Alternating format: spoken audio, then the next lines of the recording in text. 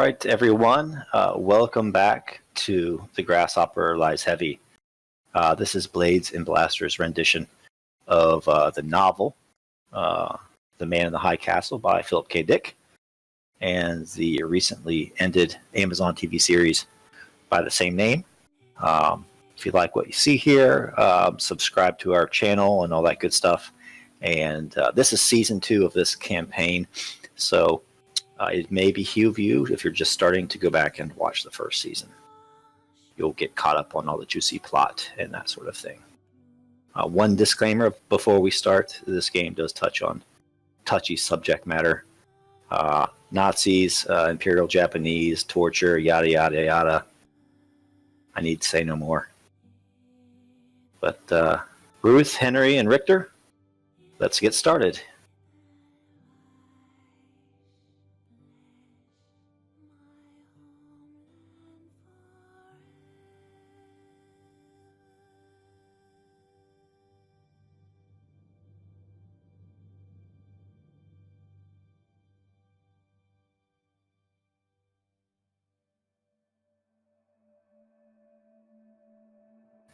All right, does everybody have a sight? Yeah. All right. I think I cheated you out of the introductions that I do last game, so here we go.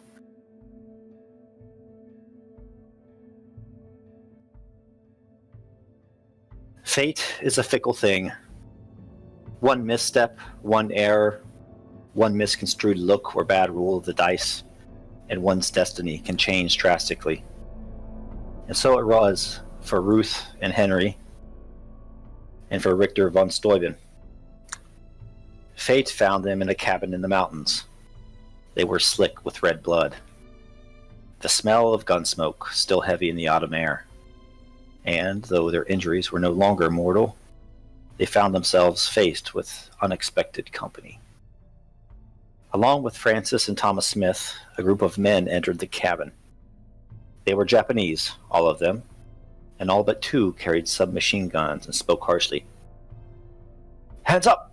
Weapons on the floor!" they yelled as they waved the muzzles of their weapons.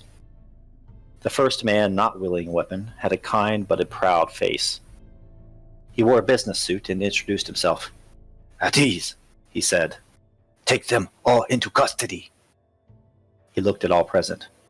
"Do not try anything rash, and no harm will come to you." He even gave a short bow. "I am Trade Minister Tagomi. For now, you're in the custody of the Japanese Pacific States." The next man into the room also wore a business suit. His face was proud and stern, and he surveyed the scene with ruthlessness, directing his men with meticulous detail. You overheard the men address him as Chief Inspector Kido. Eventually, Kido himself spoke to the captives. "The Emperor sends his greetings," he says. He inclined his head and looked at his gun-toting Kempeitai. "Load them up! Do not be too rough. They appear injured." He looks at Richter. "Worry not, sir. You will soon be treated. The Kempeitai have a great many questions for you and your friends." You were helped onto your feet or put onto stretchers. Walking out into the snow, you saw a long line of covered military vehicles. The Abdinsons, the Smiths, Francis, and yourself were each loaded into your own vehicle.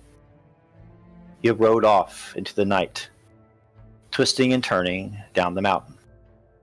And finally, sleep and exhaustion took you.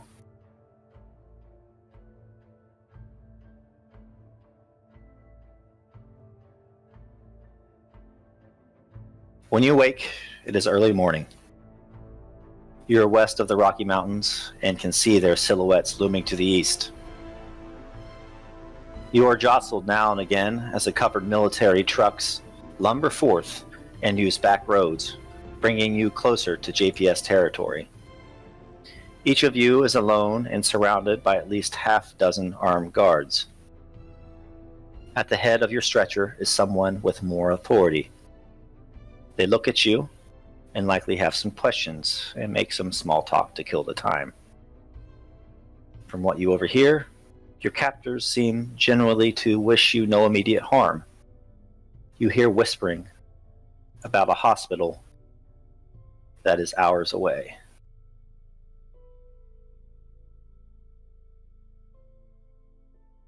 And I will take it away at that point.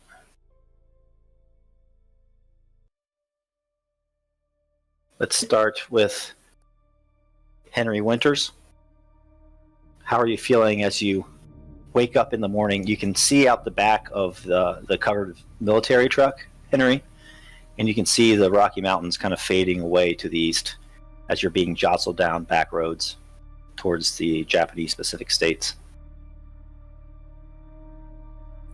Henry, as he wakes up, immediately looks around to see who's with him, and like a start, and tries. The first thing you see are like 6 Kempeitai, Japanese police, with their submachine guns kind of trained on you as you're tied to the stretcher. Your wounds are treated, but you are in 4-point restraints. He's gonna look at him. And, where's my friends? I would like you to roll me a 1d3. Here comes that rolling stuff. Let's see.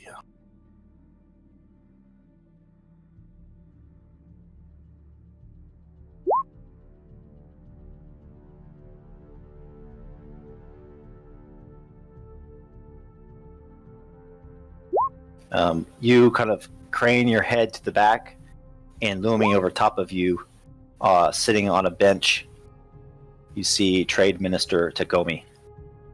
Your friends will be just fine, Henry Winters, if that is indeed your true name. That's the name I go by.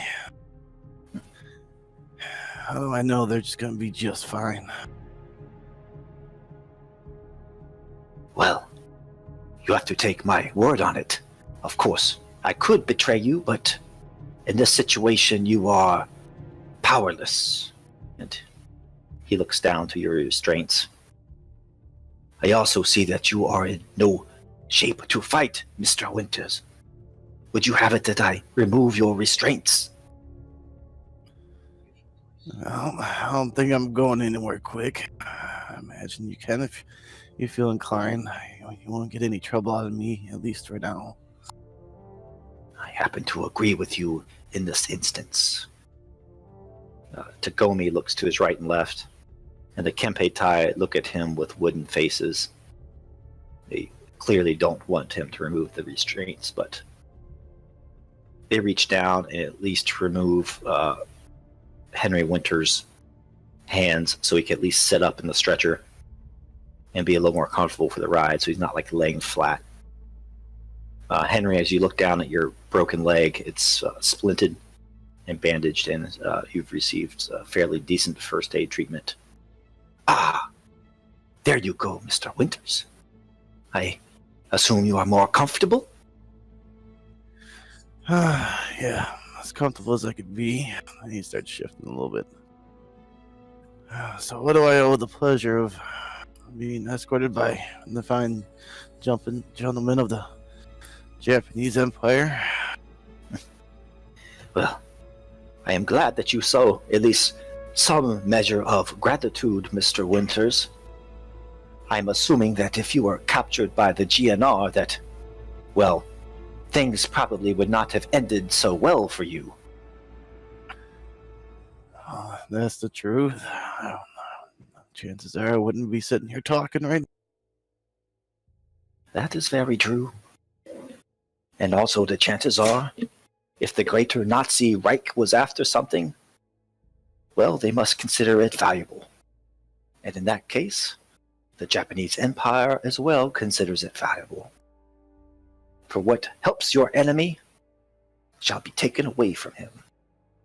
And you are that thing, Mr. Winters. And so are your friends. So, are you going to keep us away, or are we just leverage now? It is not so black and white, Mr. Winters.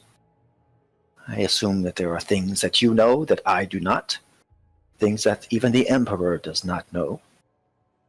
For example, the uprising in New York City 3 years ago. For example, the rumors of the Nazi facility in the Pocono Mountains called Die Nebenwelt. Do you know of such things, Mr. Winters? I get the news. I get word of mouth. You get the news. Always charming, Mr. Winters. Even a man of few words. Come now, let's pass the time. And he pulls from his left pocket a set of 6 straws. Do you know the I Ching, Mr. Winters? The I Ching? Isn't that fortune-telling thing? I think I've seen it once, maybe twice. Fortune-telling, yes. A rudimentary term for an ancient art.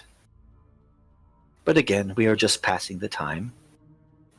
Would you care for me to cast your fortune, or would you like the pleasure?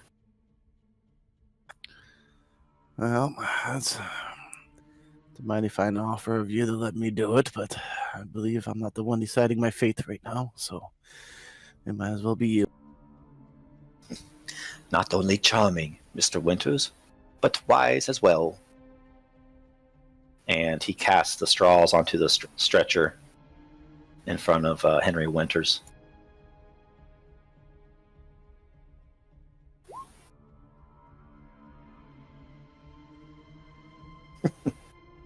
The Wanderer moves to treading.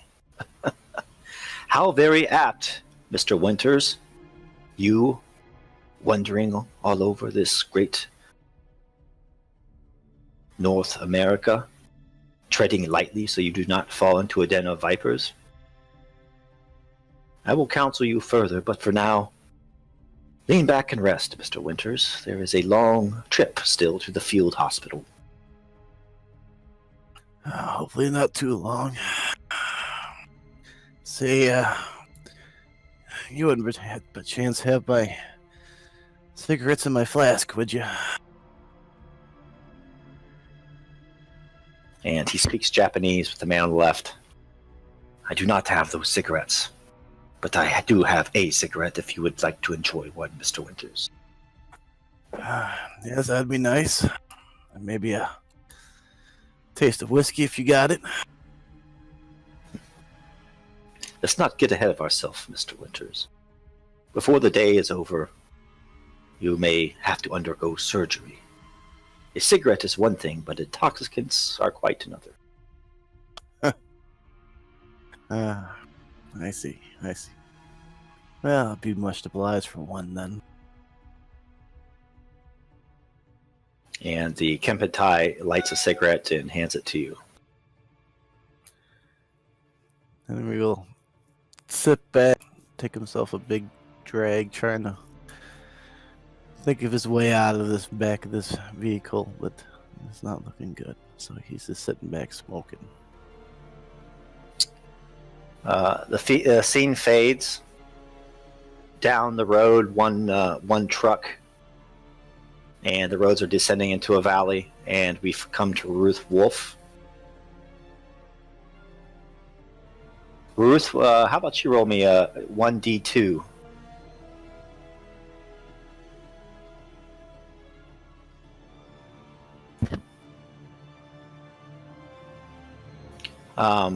As we fade into Ruth, Ruth is the only one that is not physically restrained. She's not mortally injured, but she does sit in a stretcher with 6 Japanese Kempeitai with submachine guns trained on her. Towards the head of the truck is another man who you've come to know as Chief Inspector Kido. And he looks to Ruth and says, "It has been an hour since you awoke, Mrs. Winters. I suppose we make some small talk to pass the time." And Ruth looks down at herself, and she's not restrained, yes? Mm-mm. Just got the guns trained. And she You blinks. guys have all been obviously disarmed and frisked. Yeah. She blinks as she wakes. And she sits up very slowly, watching the soldiers with guns on her before looking to Inspector Keto. It has been quite a long night. Didn't you hear the news? Hitler's dead, apparently. Then again, sometimes I don't always believe the propaganda.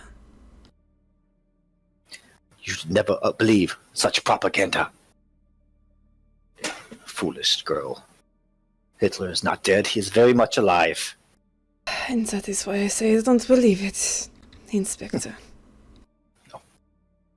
Men like him have a million ruses, a dozen ghosts, several bodyguards, and several body doubles. Nothing so simple as a peaceful death would do for Herr Hitler.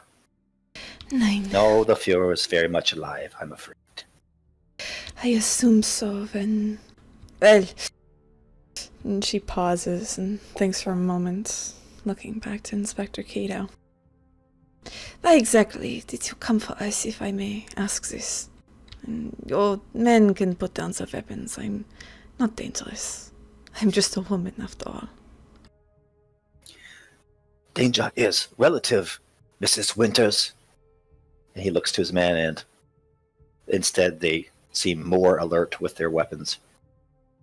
I know that appearances can be deceiving. Indeed, you are beautiful to behold, Mrs. Winters. And that is perhaps why you will be such an asset to the Japanese Pacific states. And he lights a cigarette. Tell me, how does one such as yourself, a German national, go from a burgeoning radio show in North Carolina to toppling the Reich in New York City? No, there is more to you than meets the eye, Ruth. Well, maybe. But I'm just a woman who has a voice that many people would like to listen to. Is that what you plan to do with me once we get to your country? I plan to learn all that you know, Ruth, for I already know many of your secrets.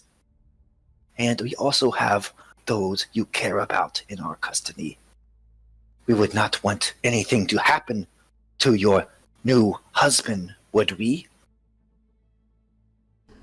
Ruth takes a sharp intake of breath.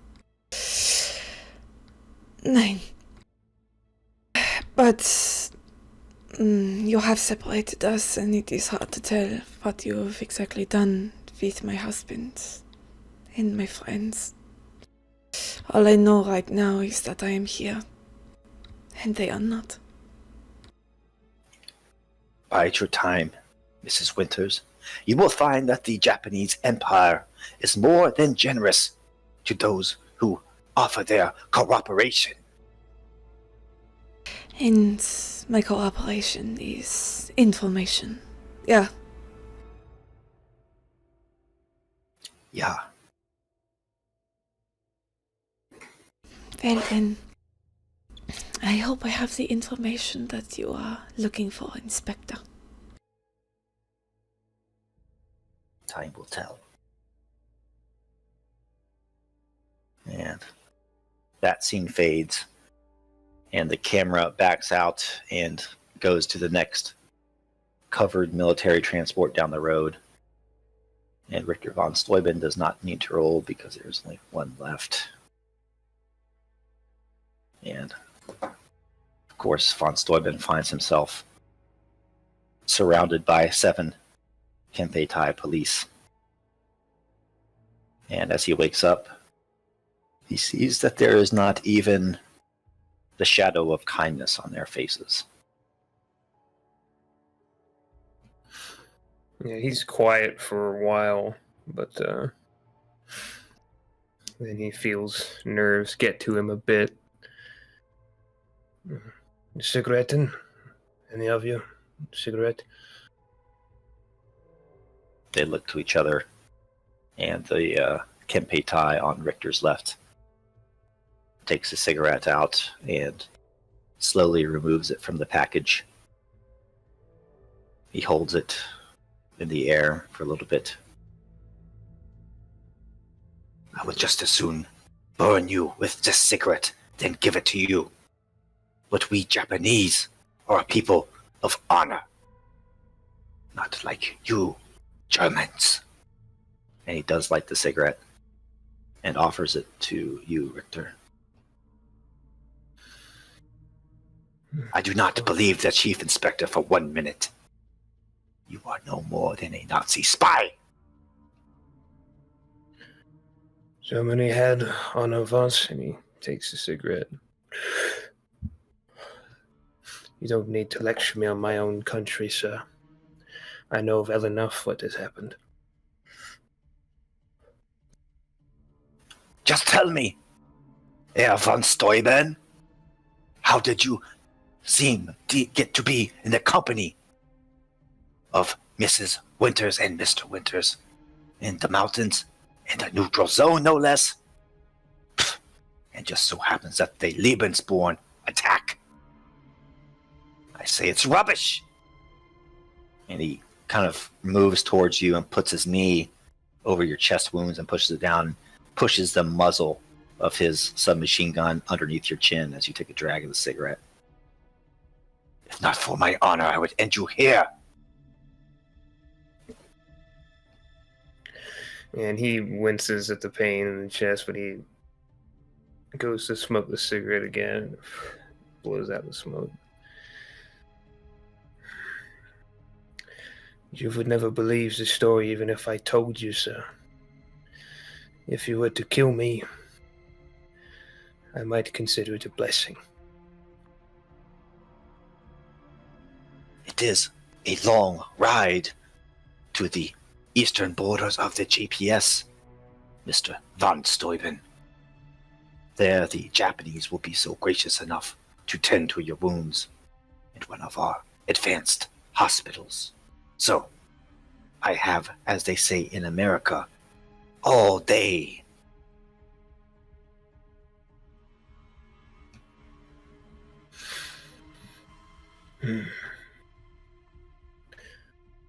There's plenty I could tell you. But I think I will wait to speak with someone who is a bit more agreeable.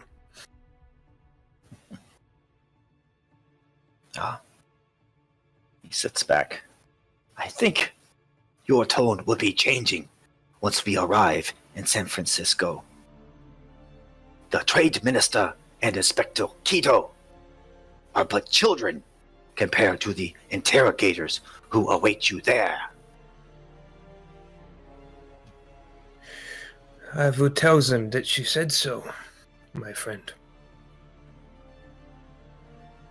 And he leans back and lights up a cigarette of his own. And throughout that day, unless you guys have anything else, the parade, the military transport caravan, goes down out of the mountains and into the JPS. 9. No more questions.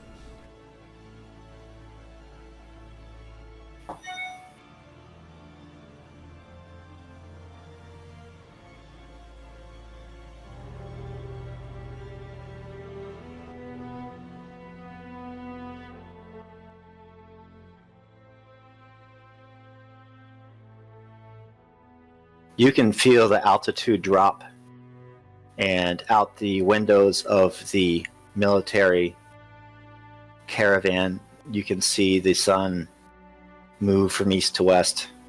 And later on, towards the afternoon, you feel the ground level out, and your trucks are less jostling and twisting and turning, and you seem to be on some sort of highway. Eventually, it stops, and the back doors of all the trucks kind of empty out, and dozens of Kempeitai police are there waiting for you, and they kind of unload you from the trucks. Probably like from a long ways away, kind of shouting distance, you can each see each other kind of unloaded from the vehicles. You, of course, just for the unloading, have probably been handcuffed to your stretchers as you're kind of wheeled into the hospital. I'll give you a brief RP scene as you're kind of surrounded by police, and they're all taking you into the hospital, probably each of you like 30 feet away. You can get a glimpse to know everybody's okay. Far enough to shout a few words, but not have any meaningful conversations.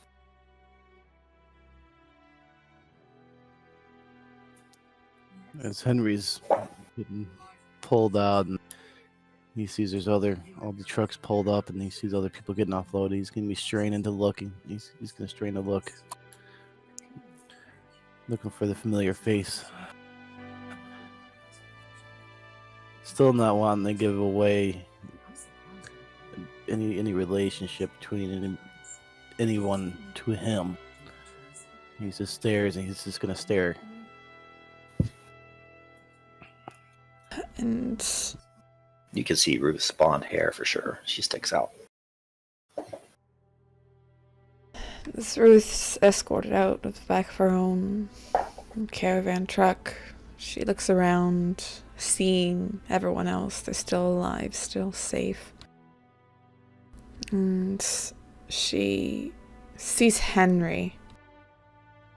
And though she wants to shout for him, to go over to see how he's doing, she stifles herself, just remains looking forward, eyebrows slightly furrowed, not wanting to reveal any hesitations or any fear that she has for what's to come.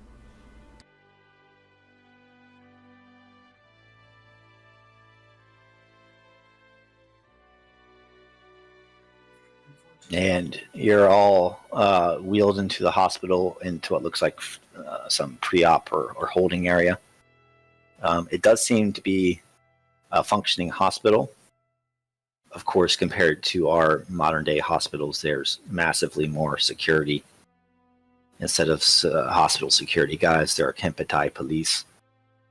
There's no war going on in this area, but you have civilians. Both American civilians that are living in Japanese-occupied territory, as well as the Japanese themselves that use this hospital. And you're taken into like a pre-op or holding area, and Henry and Richter, and also Ruth even, they don't even ask you. Most of them, the Japanese staff, don't speak English, and they go ahead and draw blood and that sort of thing. Henry finds himself being wheeled away, getting some x-rays done on his leg and chest. Richter, too, gets some x-rays of his chest and kind of comes back to the area. And tell me what your thoughts are as kind of this huge medical team swirling around you, not letting you know what's going on. Everything they speak is Japanese, which, unless you know it, is might as well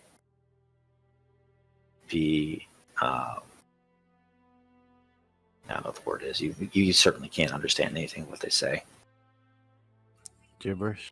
Gibberish. It's all gibberish. Just a bunch of Jap talk. So Richter, he's trying to look as calm as he can on the outside, but on the inside he's thinking field hospital, interrogations, and his mind keeps coming back to being in another camp, a Japanese labor camp this time. And that's the thought that really dominates his mind, is that at the moment he gets better, they're going to put him in the labor camp again. And he doesn't think he's going to make it a second time. It was hard enough the first time. So he's just thinking, stressing, looking at, trying to pay close attention to the security details, doctors that work on him, where things are in the hospital as he's getting wheeled around. Richter von Steuben, you do notice that the nurses and the doctors there, they do generally tend to care about your discomfort and that sort of thing. They are firm, but no more firm than necessary. A few of the nurses are very concerned about your wound, and they check your chest tube several times, measuring the drainage. One of them even provides a damp cloth to put across your head. And she whispers a few things in Japanese into your ear and kind of pats you on the head. Ruth, any time that Henry, even Richter's left the room, wheeled away, she waits for a few minutes, not knowing where they're going. And after that few minutes, she always starts pacing as much as she can, of tapping her leg on the floor, her nerves kind of projecting outwards, not on her face, but in her movements. Anytime they're brought back into the room, there's a sigh of relief that she has. She never knows when they're going to leave and not return.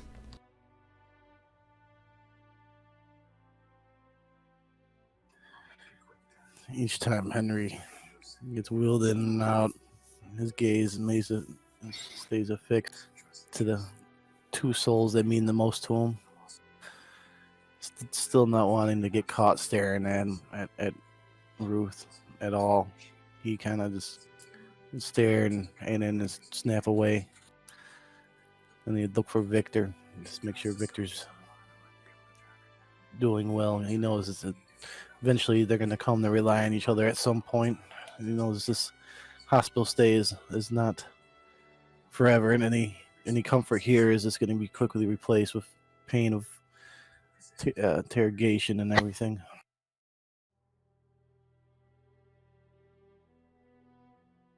And eventually, it looks to be scrub nurse in a mask, and Scrubs walks out into the holding area. Von Steuben! And the orderlies start to wheel Richter von Steuben into the surgical area.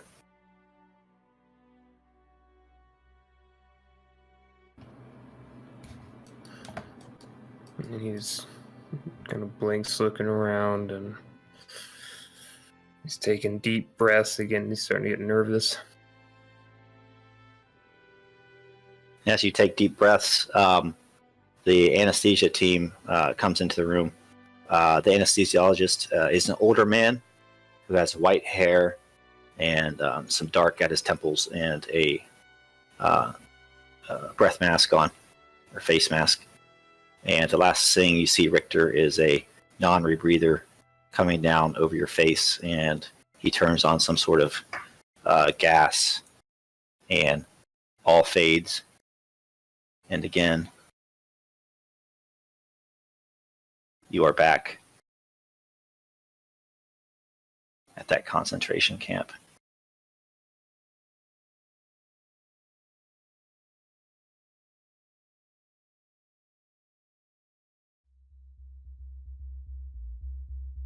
This is towards the end of your camp experience, Richter.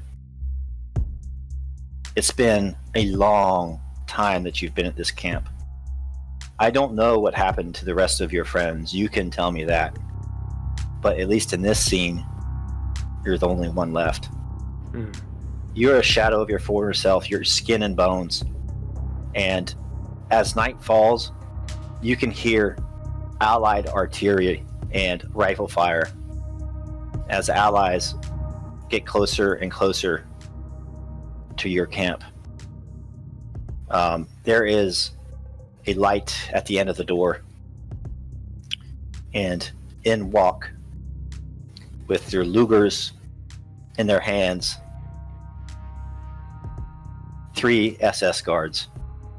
I don't know what you've been planning, but it doesn't take much intelligence to realize that your elimination would soon be at hand unless you do something. Take it away. Yeah, so in regards to the deaths that followed his squad one by one, The last to go was Wilhelm. Wilhelm being one of the strongest among them. Each of them had died, shot in the head, starved to death, burned. Wilhelm had been the last. Wilhelm, they had wrestled with other prisoners to the death. Death would be decided either by one killing the other, or if one man could no longer fight, execution. And when he had finally been broken and could not fight anymore, he tried to fight the guards, chose suicide by SS guard instead of being killed like a dog. They beat him to death. Richter kept his head down, and from the very beginning had tried to do what he could to ingratiate himself with the others that were sharing bunks with all of these quote-unquote miscreants taken by the Reich. Russians, Jews, foreigners, blacks, anyone who had been put in these camps. And it took a lot of time. It took a lot of work. But the convincing was that when the time came, he would give an order, he would give a signal, and the uprising would begin. Whatever these poor souls, these skeletal figures could manage, they would do what they could to swarm, overwhelm, and escape.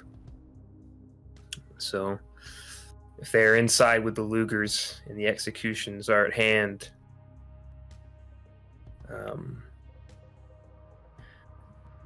Richter, from his small cot here, the overs that they're in, 3-4 high, stacking in multiple people. The time is now, comrade, and then he would jump up and they would throw stones, whatever they could do to try to get the jump on the camp guards, rush them for their weapons.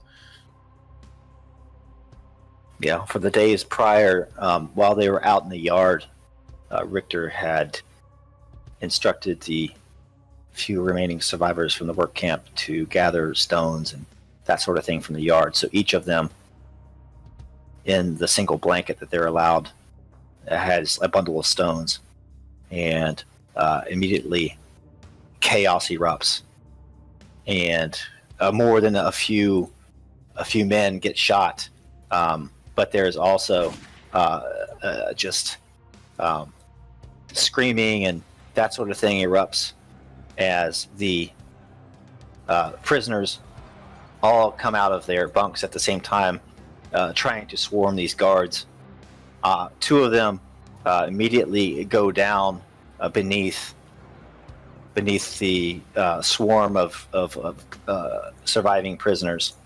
One of them gets strangled by a man. You can see it was a man that the guard humiliated just days before because he was fighting over a scrap of bread. The other one has his weapon taken from him and then is shot in the chest multiple times. Just pop, pop, pop, pop, pop, pop, pop, until the trigger is depressed and there's no more bullets left. One of them comes towards you, Richter, with his Luger drawn, and as kind of rocks hit him in the back of the head.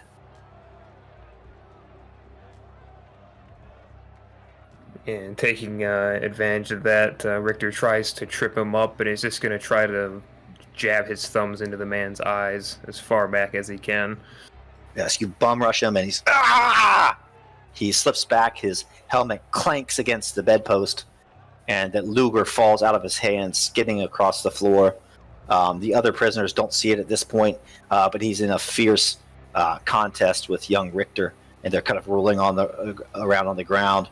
Richter just extremely, extremely weak as the guard kind of rolls on top of him. Now the guard has the upper hand. Now Richter has the upper hand. Why don't you give me an opposed athletics or brawl? And your difficulty is just going to be average, 2 purple.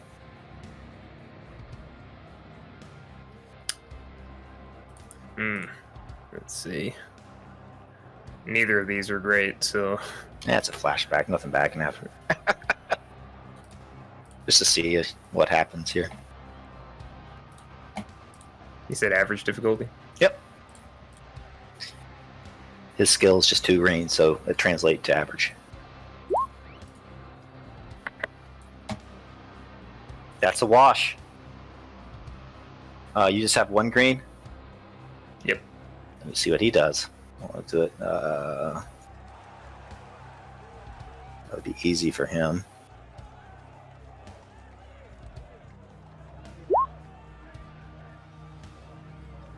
Fail, but to advantage. So you tried to gouge his eyes out. He rolls on top of you. He tries to get on top of you again. He actually, let's see, he scratches, kind of rips part of your ear off. It starts to bleed. But then Richter, you kind of roll back on top. And I'll let you RP what you do to the guy. The gun is, now that you've been rolling across the floor, the gun is within arm's reach as well. Yeah, Richter would reach for the gun, but he would just start to pistol whip the man out of rage rather than shoot him with it, just hitting him in the head over and over again. Yeah, his helmet kind of rolls off around the floor. Fucking fine dog, and beating him over and over again. Temple, head, side of the head, eye, mouth, hitting him over and over. And as he does this, the man's face first becomes bloody, and then it's just unrecognizable, and his body goes lifeless. Richter looks over what was a man and blinks a few times, and then, remembering training, pats the man down for his extra ammunition, forces it into his loose, terrible pajama-like clothes, and begins to hobble towards the door, Luger in hand. And you can hear explosions and artillery fire from miles away as the Allies close in. But at this point, with a cheer, the camp survivors just busts the doors open, and sunlight streams into the barracks as you and the rest of the survivors are able to make your exit to freedom. Tell me what that looks like, and then we're going to go back to the hospital. Yeah, so they had all went their separate ways. They had not been friends, just allies of convenience. They had not appreciated Richter for what he was, being a former Nazi.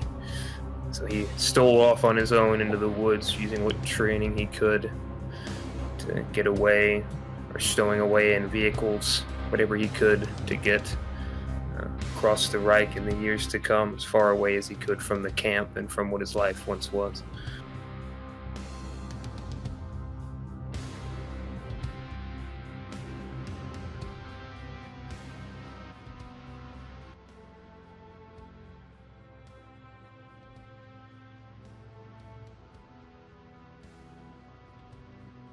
All right, Richter. As you're unconscious having your dream, you need to know how this surgery is going.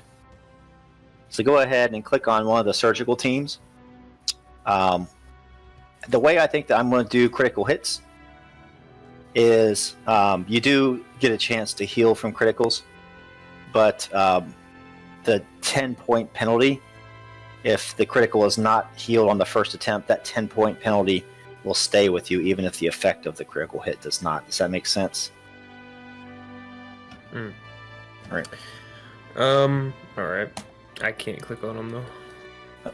I might just need to give you ownership or something. Yep. They're both the same. Just click on the one on the right. All right. It's medical. Yep. Medical, and the check for your critical, the severity is 2 purple, so it's going to be an average check. And give them a boost as well, since you're in an operating suite.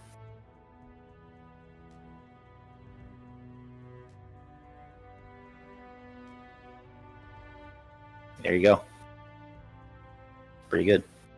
There's going to be some time that passes, so Richter, go back to 0 wounds and 0 strain.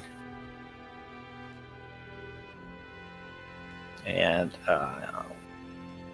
let you RP how it feels as you kind of come out of anesthesia and roll back into the post-operative area where Ruth and Henry are still being held as well. Yeah, after a little while, after being under anesthesia, he wakes up, looks around, his throat's very dry. Feels as though there's been a tube in it. He just kind of looks around and feels the pain in the chest, the heavy wrappings, and tries to inch his head up the pillow a bit, leaning deeply back into his bed, seeing the IV, looking up at the ceiling. It's gray, neutral walls. Feels the anxiety continue to close in on him.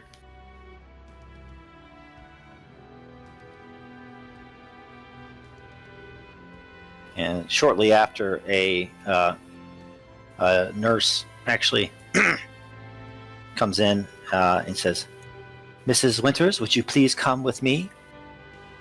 And Ruth swallows and looks between Henry and Richter. Looks to the nurse and nods slowly. Yeah, maybe. And she wrings her hands together a little as she follows the nurse. Yeah, just to emphasize your lack of choice. Kempeitai is both on your left and right with a gun.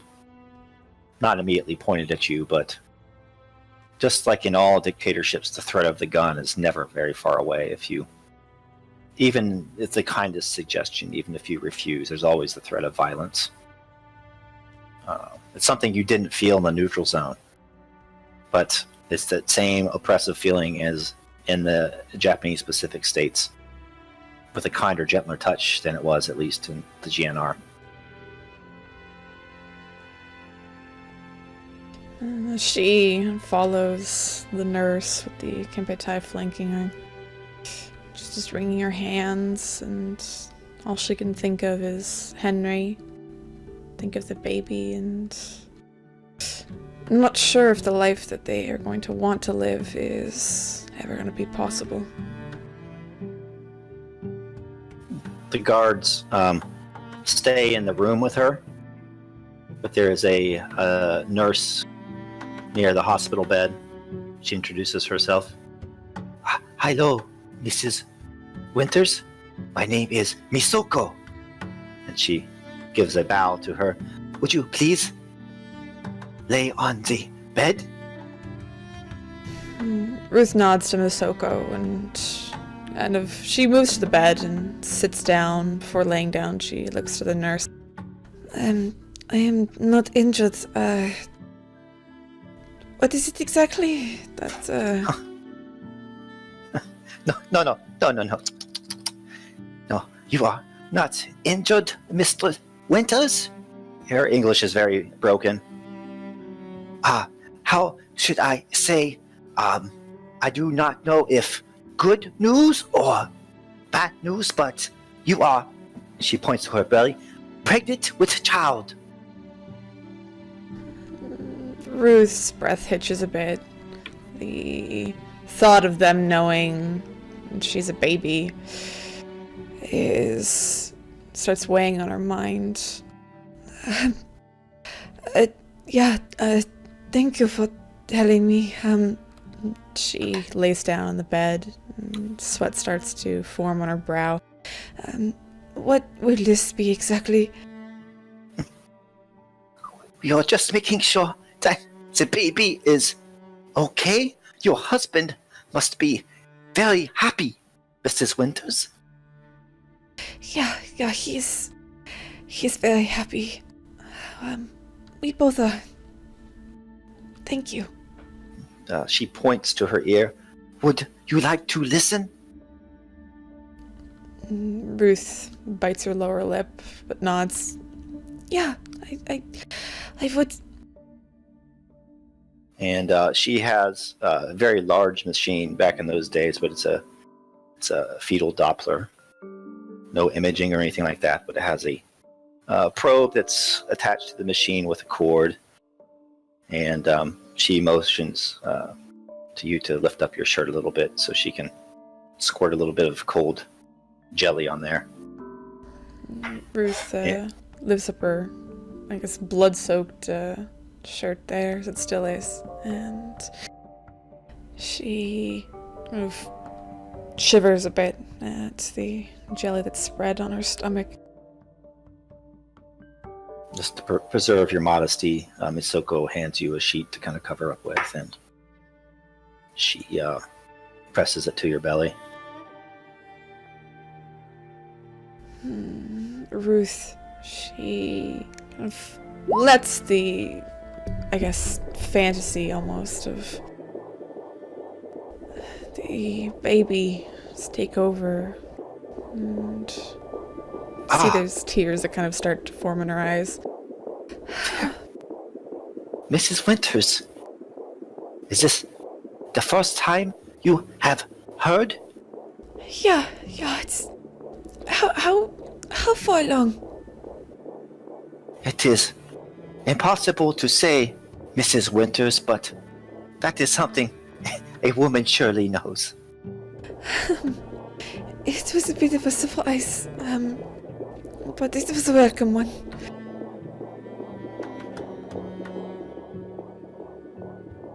What'd you say? I'm sorry, I didn't catch that last She bit. says, it was a surprise, but it was a welcome one. Otherwise, you are, as they say here in America, fit as fiddle. And she takes a free hand and wipes the tears out of her eyes. Thank you for this.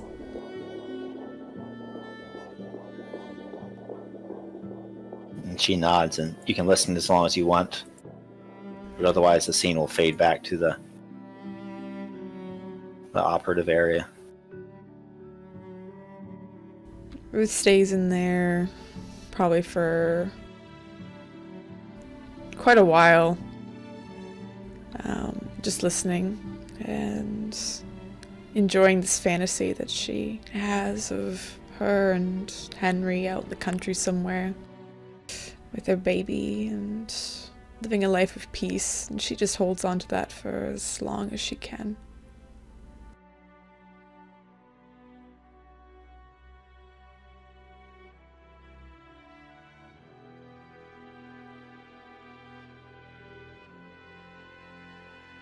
The next scene, probably going on at the same time as Richter, in an adjacent surgical suite, Henry Winters is wheeled over.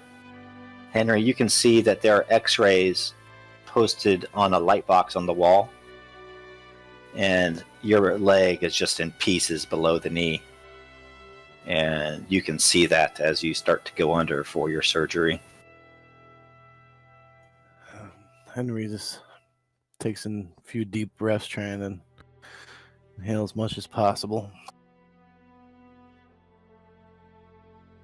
And the peacefulness of anesthesia overtakes you. And you are going to do the same medical check, except I believe your injury is worse. Let me look.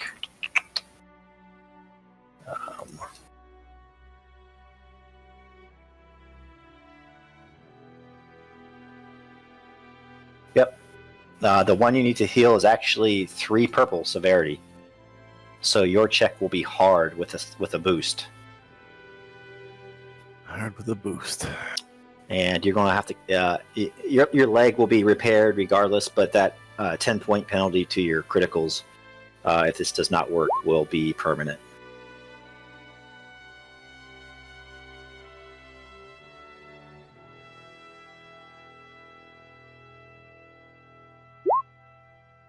Oh, hey!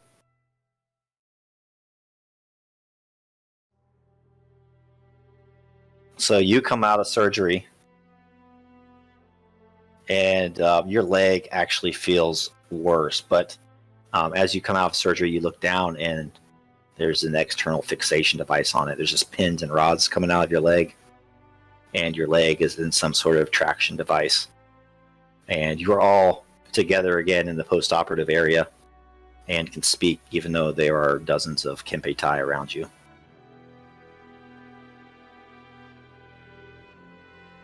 Henry's gonna look over to Ruth. Everything okay?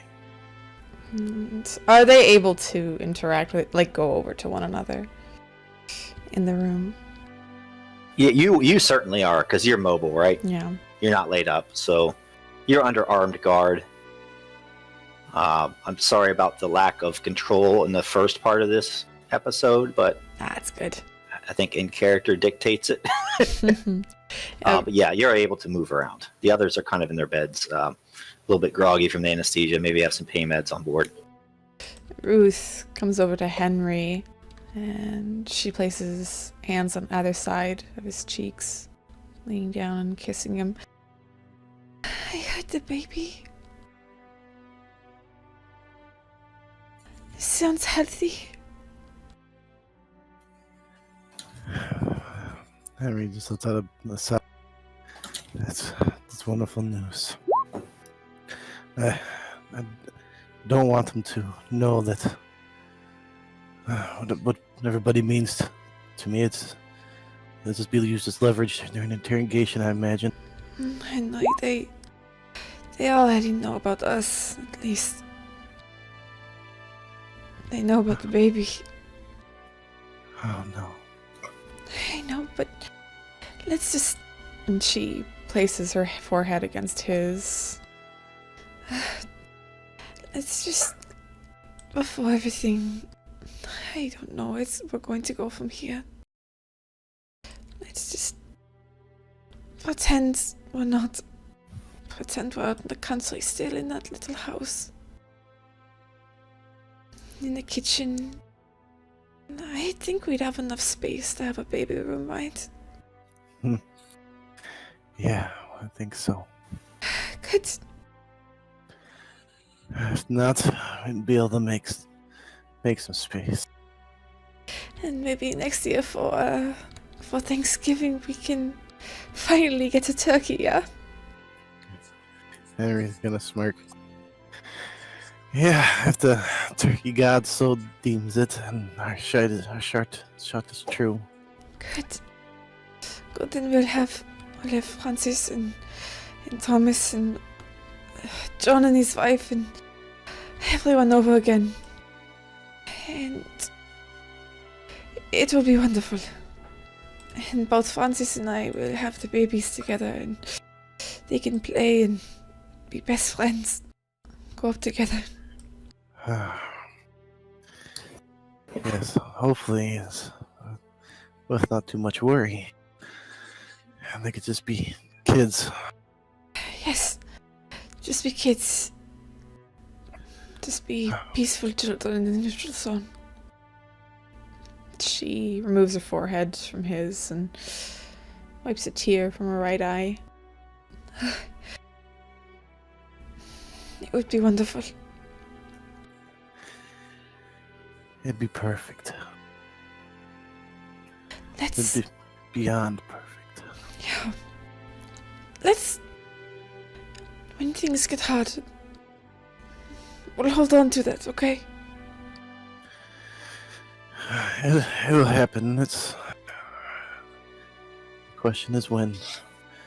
But yes, when things get dark, you need to listen to me. They're gonna probably ask you a bunch of questions. Some you may not know. Some you may.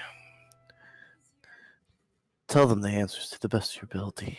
Don't try to be strong. I'll say the same to you. Because I know you're going to give them snide remarks because that's how you are. Can't make it too easy now. Just try to make it out okay. Yeah, Henry.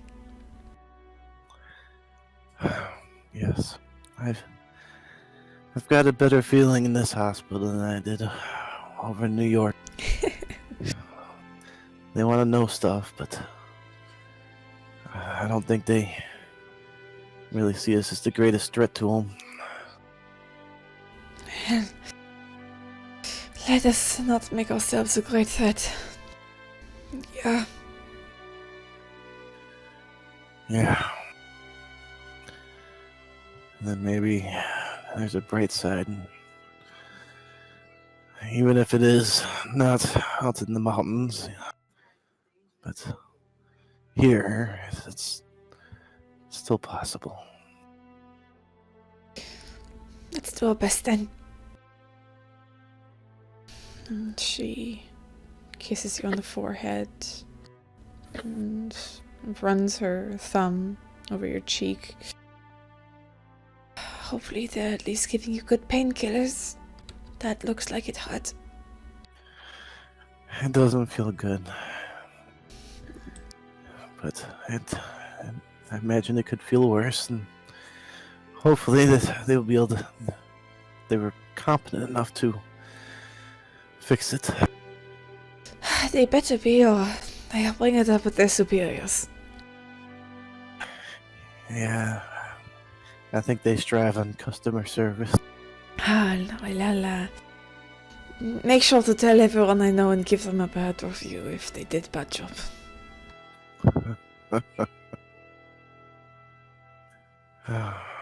Well, I don't know how long we got here. Let's try to make the best of it. Yes. I'd offer you a spot here, but I don't know if that, whatever it is they have hooked to my leg, would allow any shifting.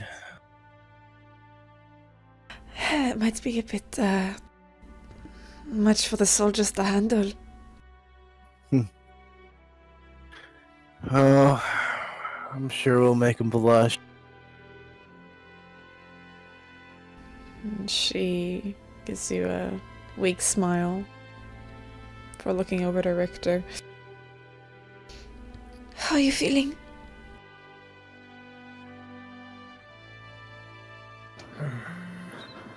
As good as can be expected.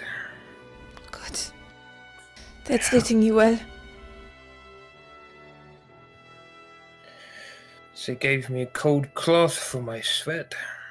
It's better than I would have gotten in a German hospital. Well, you know us Germans, we like to conserve things. Wet clothes are just a waste of resources. Well, it's good to hear that you're still alive, Victor.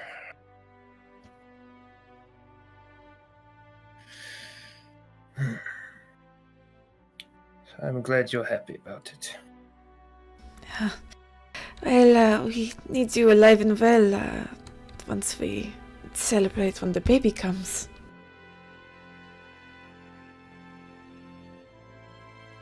This would be a very pleasing fiction, Fraulein. Well, if the next few months go alright, it won't be a fiction. That is only if you keep your wits about you. Always Remember do. where we are. I will do my best. I heard some things when I was back a long time ago in Germany about the Japanese. They haven't matched up yet, but I think we're seeing the best. I'm guessing it's things to worry about. I would rather not have you worry about it. Yeah. Not now, at least. Soon, but for just a moment. Not now.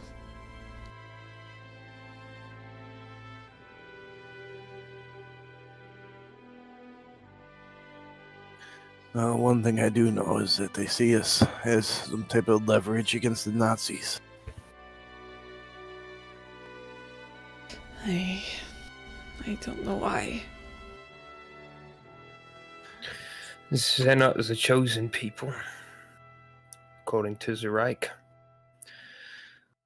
This tensions is what it must be.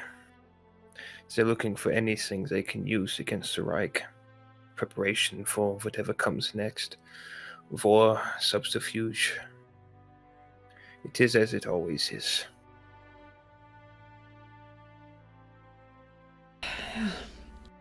And maybe, unfortunately, as it always will be.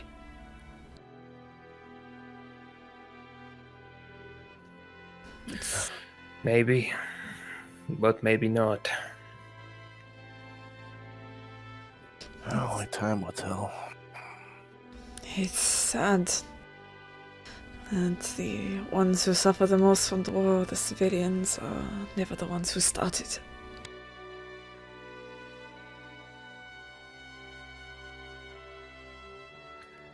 Well, unfortunately, this is the way of mankind. It's so powerful putting the weak, the ones who oppress, the ones who can't fight back, in harm's way.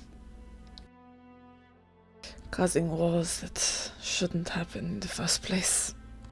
Violence in the streets. People being ripped out of their homes and taken across borders to eventually be tortured.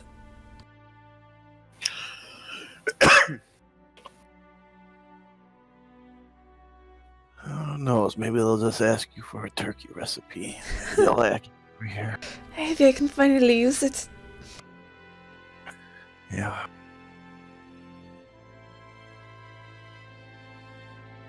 And Ruth grips Henry's hand, gently but firmly. She looks between Henry and Richter.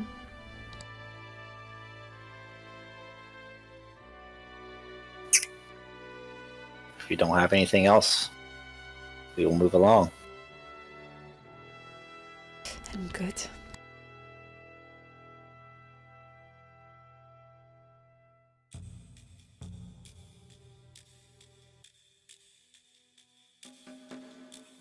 Onwards to the mind flare. It's now. Indeed.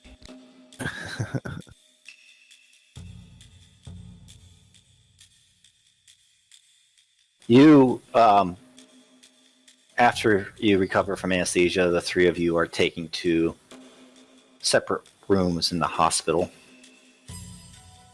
You are kept under lock and key. And then after perhaps a week goes by, once Henry and Richter's wounds are healing and there's no evidence of infection, well, you know the drill. One fine morning, armed Kempeitai come into your rooms and they take you outside into the parking lot. And they load you up into covered military vehicles. And it's time for another road trip. You have lots of time to think. There's another 2-day drive to the West Coast. On the drive, although it's in Japanese, you hear a lot of broadcasting going on.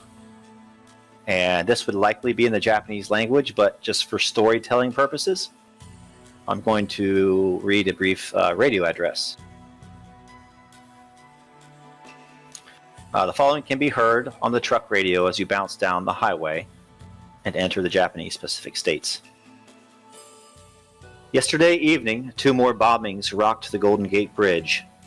There was minimal damage to the structure, but several of our brave police officers were wounded and 2 were killed. As in recent weeks, the Black Communist Rebellion was quick to claim credit for the bombing and sent a public statement to Kempeitai headquarters in an unmarked envelope.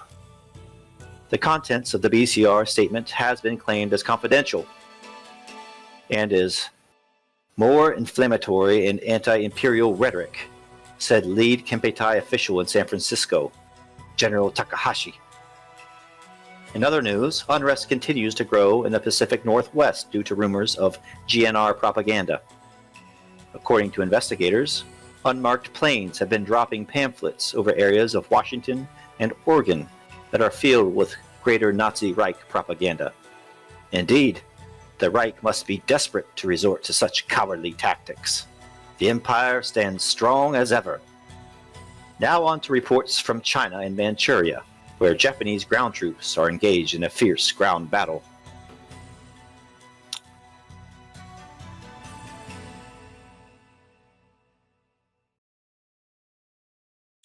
Eventually, you enter San Francisco.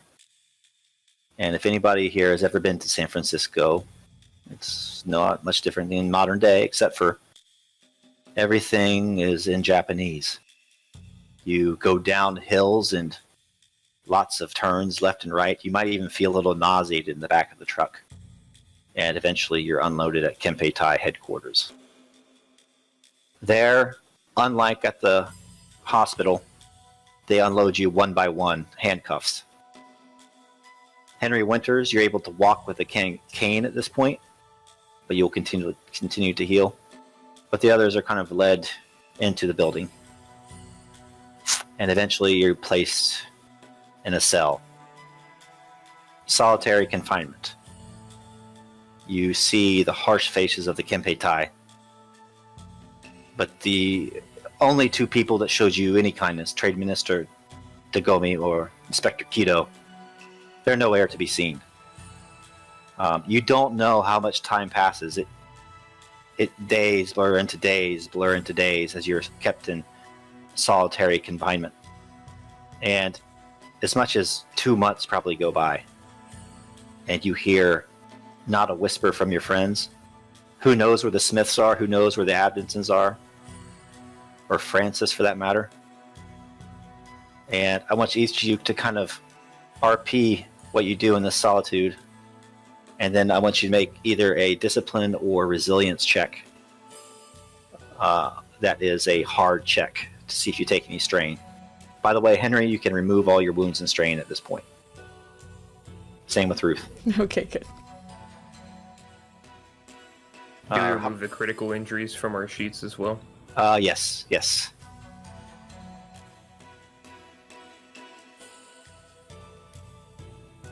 Ruth, how about you go first?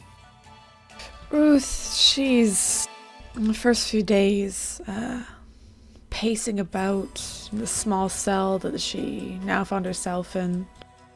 Of course, the worry for friends and Henry growing and growing as the days went on.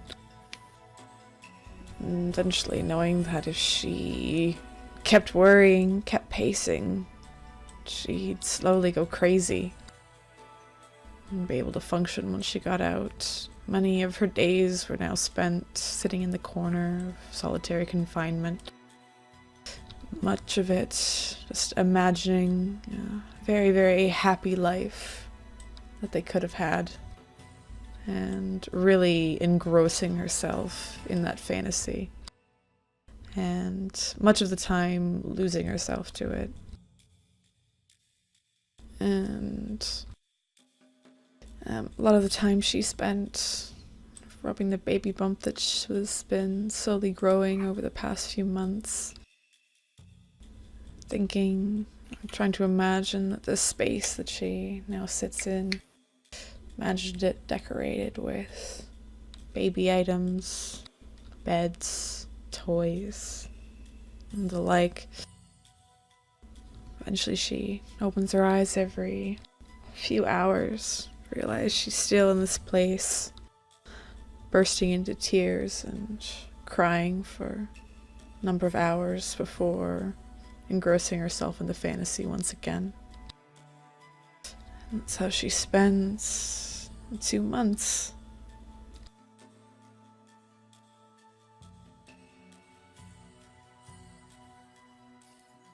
Henry, realizing he doesn't remember how long he's been in there or anything of the sort, his thoughts, oh, yeah, go ahead with the roll. It's okay.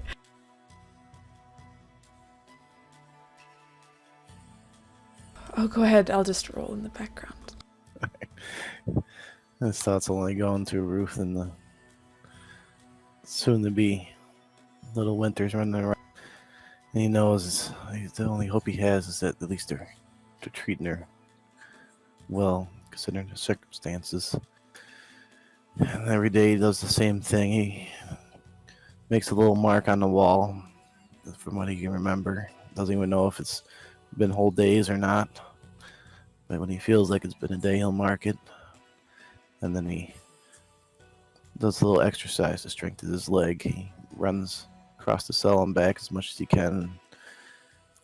does knee bends and all the lot to give him extra strength that he needs, knowing that he can't do much with the pain that he's in now, with the cane holding him back. He's almost as grueling, almost to tears as he does it, knowing that each time it's just going to get that much stronger. And of course, any contact with guards, he's always asking the questions about where Ruth is and stuff, and not getting any response. He would, of course, be a little snide with them as well, not knowing if they can understand what he's saying to them.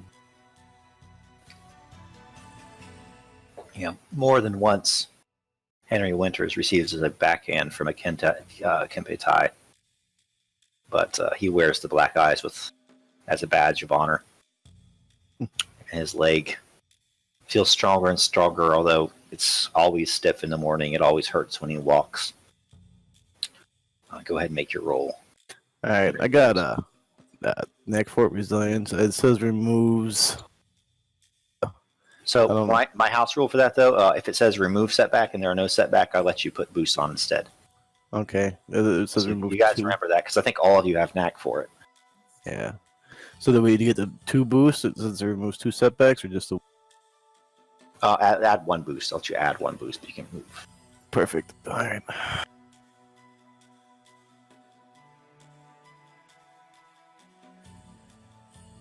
That's average. Hard. Gotcha.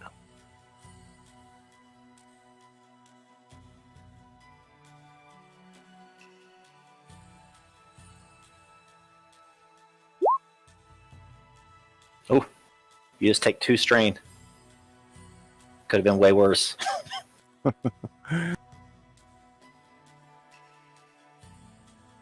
Richter von Steuben.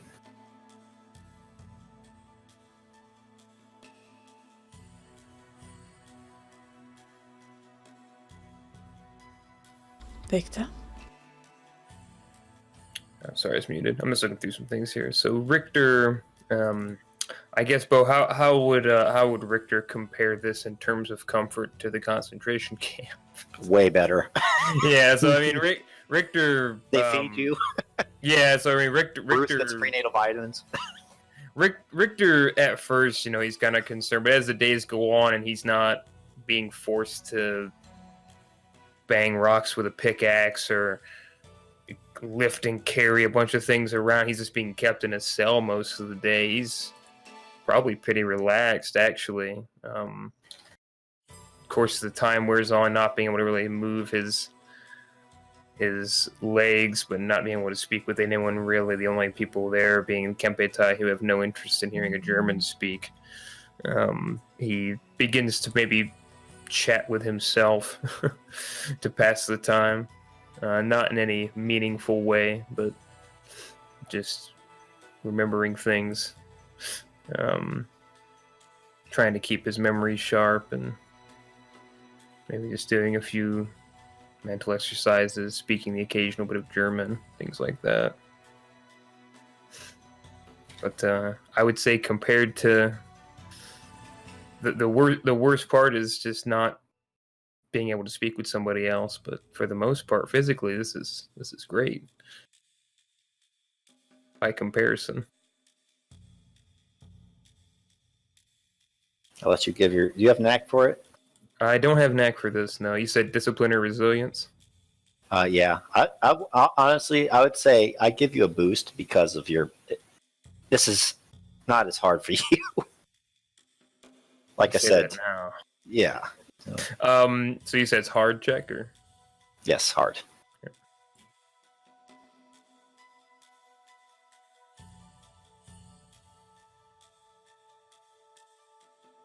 Yeah. 4 advantages, though. So you would take 3 strain from the failure. You could use those advantages to gain it right back, or I'll let you keep them in your pocket for boost die later on if you want. I will just remove him because I don't think he would be strained, really. Yeah, that's perfect. So, like, you freak out initially, right? Mm-hmm.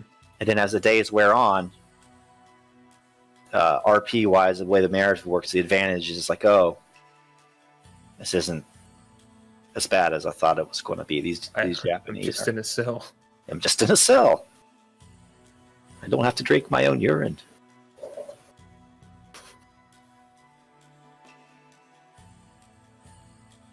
One day, after a couple months, and you've had no contact with the outside world, the guards come to get you. And for the first time in a very long time, you see each other. You are brought into, it's another jail cell, but there are 3 of them in a row, like you would see at a local jail. 3 of these cells kind of in a row. You can't touch each other more than kind of hand holding, although Ruth and Henry, that might be all you need. But you can certainly speak freely. The Kempeitai don't say a word about what's going on. And the last thing you hear is a clang as the cell doors slam shut. This is in a different area of the building, more kind of towards the administrative area, you would assume, to where the business is done. Henry, as he sees the light of his life and Richter in there, kind of rubs his black eye a little bit, and he goes up to the side of the cell there. I see they're taking good care of you. Ruth hurries over the cell, kind of clambering over the bed.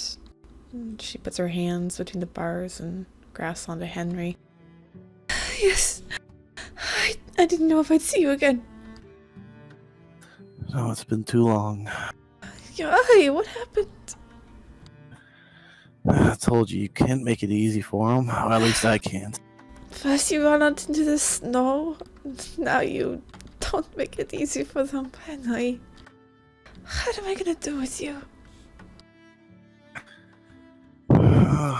So far, it's worked, right? You gotta smile. So far. So how's everything? And he'll look down and pet his hand, feel. She guides it to the lower side so you can feel more. Well, they're going. I think it might be a boy. I'm not sure, but so far I've taken to call him Wilhelm. Or we can do William. I don't mind either way. But Wilhelm is, it was my father's name. Sounds perfect. Yeah. So they giving you everything you need? They've given me vitamins and make sure that I get enough food for me and little Wilhelm. That's good to hear. Have they said anything to you? Nein. This is... I've asked about you. Asked about everyone. I haven't said much, but I started another radio show. So far I don't think anyone's listening, but I think it's doing pretty well so far. Well, maybe I get my hands on a radio and listen. You kind of smile. Maybe. That would be nice. He kind of stares there for a minute, taking everything in, and kind of looks past and looks at Richter. Richter, how's everything going with you? Have you heard anything? Fine.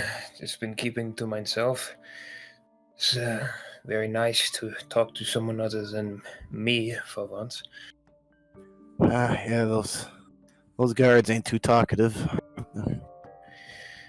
I did not think they would be wanting to hear a German speak to them. I kept my mouth shut. But I will say, so it is not my place to decide, Fraulein Wolf, Fraulein Winters rather, I would say perhaps William is better. I do not know that Wilhelm will be very acceptable in the new world. You're right. William is basically just the American version of Wilhelm anyway. At least I'll tell myself that. Could always put Wilhelm on the birth certificate and just call him William, for his sake. Oh, true. Oh, Will for short. Yeah. Well, to me it doesn't matter. People can think all they want. Especially as if he gets older, most people will probably never experience everything we have. Hey, they'll have a better life. Next generation will. Yeah. Well, that's the hope anyways. Yeah. And it would be fact as long as I have anything to say about it, even though I don't have much to say about it. I can try. And she reluctantly lets go of Henry and moves over to the other side. Moves to Richter and she outstretches a hand. Human contact is good. Come. And Richter looks at Ruth and he scoots a bit closer, but only enough for a hand to go on his shoulder, maybe. I would not wish to take advantage of any kindness. Better to put the hand on the shoulder. She gently places a hand on your shoulder and rubs your collarbone with her thumb. It's been hard for all of us.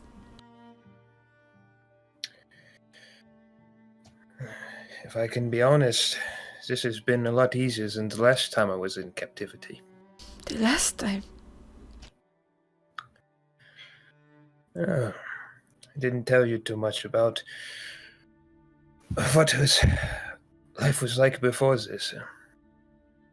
I haven't said anything really about ours either, so only fair. Well, since we're here, we're not going anywhere. I can start unless you would like to tell me why the Lebensborn were after you. Ruth looks to Henry before looking to Richter. We caused a bit of chaos in New York recently. Well, not that recently, a few years ago. I'm sure you heard. Yeah, it was a big stink for the Reich. Made them look rather foolish. Henry and I and a few others, we helped with the chaos that ensued and fled to the neutral zone afterwards.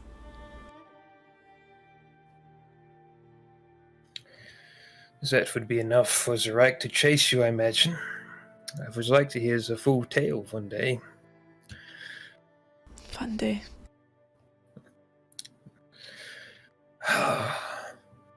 Mine own experiences. I hope you would not think less of me, Fraulein Winters. I must say that I played a small part in the rise of this monstrosity that now controls most of the world. Ruth pauses, a slight touch of Richter's shoulder, but continues. Really? I was Oberfeldwebel von Steuben. I was a sergeant in your tongue, Henry, in the Wehrmacht. big involvement in the war was the invasion and occupation of Poland. It's a blitzkrieg. I also served in World War I for a time, but that's an entirely different tale that I'd rather not speak of. I digress. My squad and I refused to carry out some of the executions in Polish ghettos. As a result, what we thought was the right kind of conduct for war, treating one's beaten enemy with respect, we were thrown in a concentration camp. My squad was killed, one by one. I only escaped because the Allies, with artillery shelling the base, the rest of the prisoners and I broke away. I believe that my wife is dead, my Kinder is dead, and I've spent the last almost 2 decades grifting from place to place. Oh my God, I'm so sorry, Richter. It is awful that you have to go through this again. Nein, Fräulein, don't feel sorry for me. I should have just disregarded my morals and I could have lived like a king. No. But, fool that I am, I had the conscience in a war that had no room for it. Nein, like that. That is what makes you the man you are today, a brave man. Many would not rise up against the like. Many would rather keep their head down, keep going. But because of people like you, people like John Smith, Thomas, Francis Henry, many in New York. If there's just more people like us out there, we keep building. Maybe there's something we can do against all this shit. Maybe. It would be nice to have something to show for it rather than being in a Kempeitai prison cell on the west coast of the United States, or what was the United States. Over here, those people that you didn't kill in the Polish ghetto, there's a chance that some of them still live because of you, because of the bravery that you showed to not follow orders, to be a human being instead of a machine, a cog in the wheel. And in return for my bravery, some of the finest men I've ever served with in 2 wars were killed at the hands of their own people. So there's always give and take, Fraulein. I know. Sometimes some may suffer so others may live or experience freedom.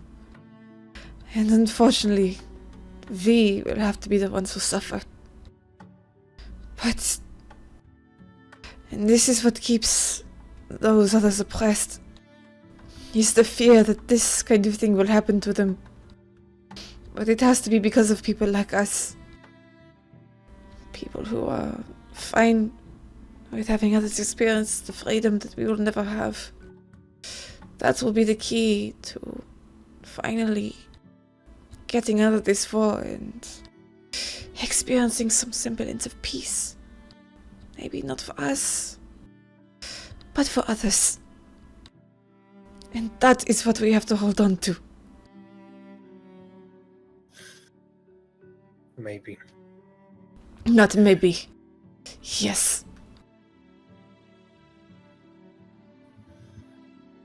And you can see there's a ferocity in Ruth's eyes as she speaks to you. She believes the words that she's telling you. There's a slight frown on her face, but it's she's very fixated on trying to convince Richter, trying to instill some sort of hope in him. As she speaks to him in such a manner.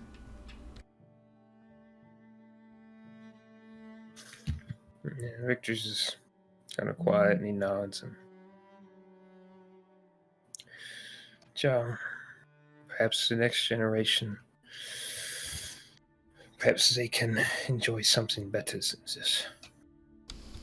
We fight so they don't have to. And that is our responsibility. I would love to fight, but right now it would very much like a cigarette. I understand. And he just looks back at Henry to see how he's doing.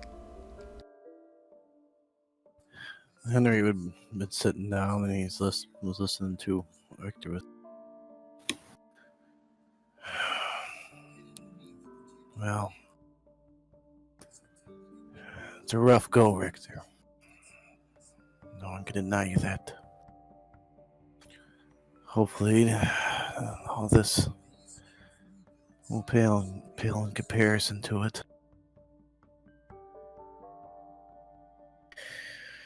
Well, as I said, Henry, compared to the treatment I had in the camp, this is almost a stay at the 5-star resort.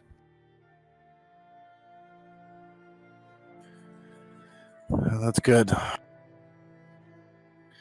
Not that I don't sympathize with your situation. Being in captivity once was enough for me. I wouldn't wish it on anyone else, no matter how cozy it is by comparison. Well, with any luck, that the reason we're here is that they're getting ready to question us. Maybe once they realize that maybe we don't have the answers they want. I don't know if it's better to be useless or useful. The appearance of usefulness, if nothing else, Henry. Because if you are useless, you will find that trash is discarded, and they will find you as trash. Yeah, this is true. Well, the things that we got going for us is that at least we're not considered traitors here. Or, for that matter, maybe not even rebels, considering our fight was with the GNR. Yeah, maybe they'll claim us as heroes or something. I sincerely doubt they would promote a few of us as heroes in their radio broadcast. But here we are at least only potential criminals or assets rather than problems. Yeah, I wonder what's so great for them to come all the way out to the neutral zone and drag us all the way back to the west coast. Because GNR wants us. So they want us. They want to know exactly why the GNR wanted us. Yeah. I wonder how kindly they'll take to realizing we're behind New York. They already know. That's true. I imagine they've been watching us for a while. Seems like it.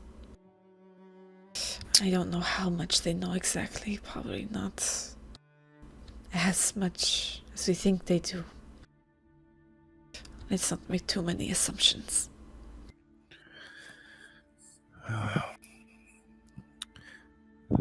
I'll keep finding something. Trying to find a way out. If stuff goes south, I ain't gonna sit by and just let it all happen. This will I. She slides her hand through the bars and grips onto Henry's. We'll make it through this. One way or another. Henry will use his thumb and kind of stroke Ruth's hand. As the camera pans into Ruth and Henry's hands, you hear voices in the hallway. Hey! Hey! Hey! Hey! Trade Minister, go! Hey! Hey! And Trade Minister Tagomi enters the area. The Kempeitai guards that were inside kind of step to the outside, out into the hallway, and the door shuts. Cling! although you can still see the barrels of their submachine guns hoisted in the air as they stand guard outside the door. Dagomi approaches the jail cell. I apologize for your confinement, but I trust that you are well, each of you. Well, besides being alone for... I don't even know how long. We're Too fine. long. Way too long. As you may soon realize or have realized already, sometimes the only way to preserve the small power you have is to be the nail that does not stick out, if you understand my Japanese turn of phrase. Oh, I understand that completely. He lowers his voice and comes closer to the jail cell. Tagomi carries himself very forthrightly, and he comes closest to the jail cell on the left towards Henry, although everybody can hear what he says. You are about to be interrogated by the General Takahashi. I must urge you, refrain from insults. Stay the course. I do not know a way to tell you what I know, but I know that your role in this conflict is of the utmost importance. And he makes eye contact, especially with Henry.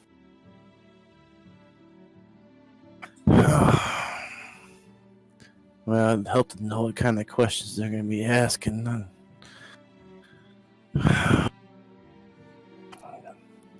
But, yeah, I imagine I keep my mouth shut for a minute or two.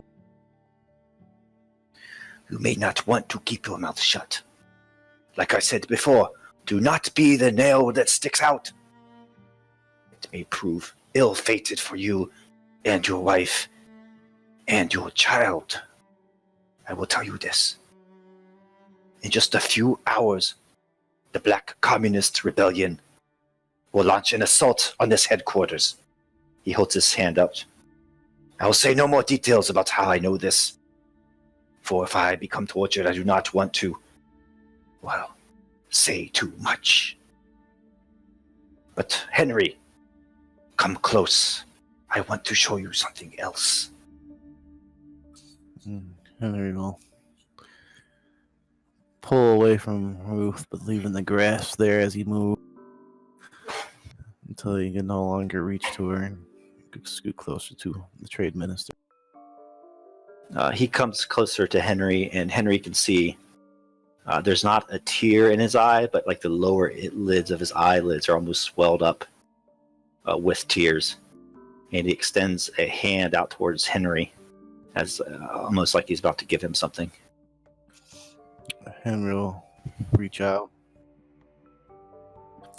kind of staring at the trade minister's eyes and not even looking down.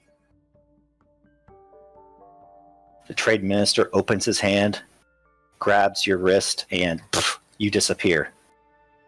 Ruth and Richter, what goes through your minds?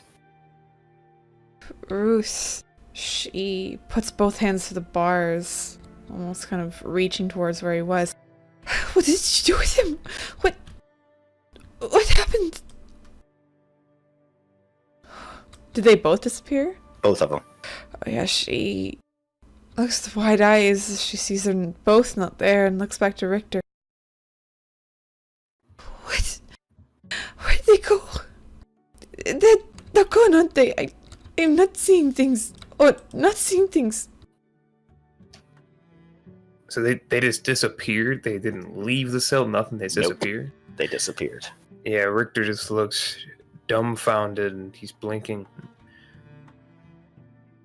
They're gone. Perhaps I have spent too much time alone. Maybe it has to do with those videos. And she looks to Richter. You should have watched the videos. I would have, If we had not been accosted, Fraulein. And with that, the scene changes.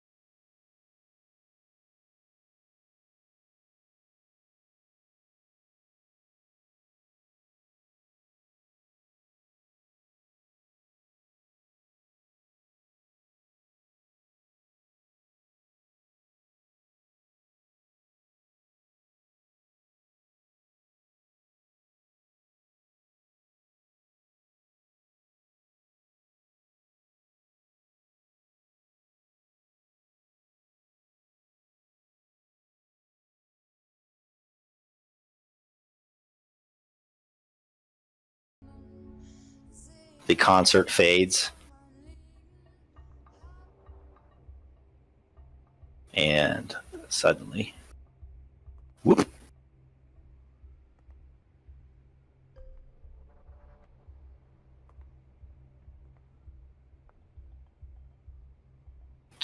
You guys are back. Ruth and Richter, they're only gone for a minute. I am sorry. I have already spent too long here. I must take my leave. Henry Winterson. Ruth Winterson. Van Steuben. Hi. The tradesman sort of bows and exits. What was that? And she reaches out again through the bars towards Henry. What happened? And Henry's standing there just staring at where the trade master was just. Open up! Guards start to come into the jail.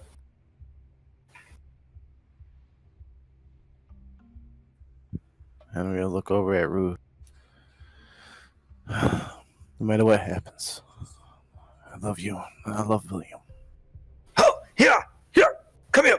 They kind of grab you all roughly and open the cells and start pushing you along the hallway at the point of their submachine guns. And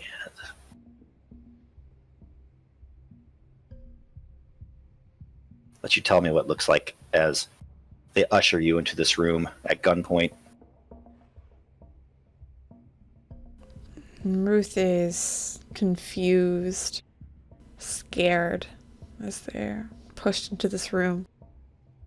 But as she's fairly good at keeping calm, cool and collected as they enter, she takes her eyes off Henry, pushes the worry out of her mind, and takes a deep breath, knowing, or at least assuming, what's going to be coming.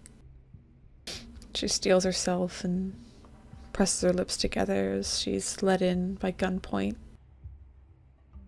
In the chair! Oh! Force you guys, 3 chairs from across the table and force you into it. One of them jams his the butt of his rifle in Richter's ribs right where he was hurt. Scheißkopf. Spectre Keto and Tagomi are silent. And in from outside walks a man that is 6 inches taller than either one of them and is dressed in full military regalia. Ranks and insignias are over his left breast, as well as not 1 or 2 medals. Ah! The famed Winters and Richter van Steuben. I wish I could say it was a pleasure to meet you, but unfortunately, after 2 months, I've been forced to make your acquaintance, as you may still yet prove useful to the Emperor. I trust that the Kempeitai fed you well? Yeah, they fed us well enough. He has with him a manila folder, and he slaps it down on the desk. Just hear it slap. And he kind of leafs through it. Your photos are all in there and says, "Let's start at the beginning. Tell me about New York City, Henry." Ah, yes. We've already had this talk with Abdenson and his wife. So, we know if you are lying. Tell us about the films. Tell us about the uprising in New York City. And he kind of scans down through the papers and at first looks at Henry.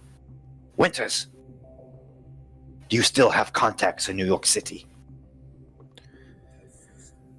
Well, I sure hope so. It'd be a shame if they all died to those Nazi scum.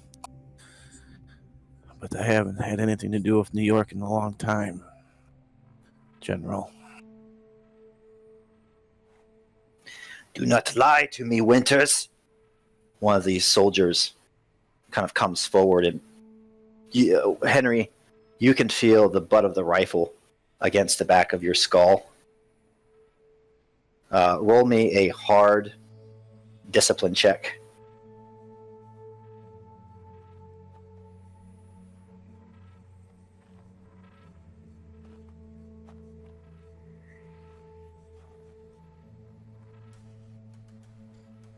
Just 2 threat then. Take 2 strain. Ah, yes. Maybe a Kempeitai rifle will loosen your lips. It says here that your former compatriot, Chandra Naidu, was captured, and he had been operational there until a mere 4 months ago. Surely you have contact with a network of spies in New York City. And Henry kind of rubbing back of his head there. Well, yeah, it'd be the network. Man, I don't know who's doing in New York, but it'd be wrong to say that out in the neutral zone we don't hear word from people. But like I said, I don't know anybody.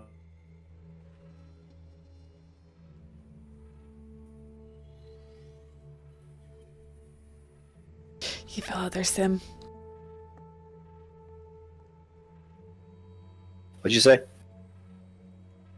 I couldn't hear the last part of what Sim said. He said he couldn't say who was alive and who wasn't alive out of his networks in New York. Yeah, the general just looks at Ruth. Says, "We will make that determination. Mrs. Winters, here!" And he throws you a notepad and a pen. Write down names. Your entire network in New York City. Their importance will be clear later. She takes it, looks down at the pen, the paper, and looks up to the general. We didn't even know that Chandra was captured.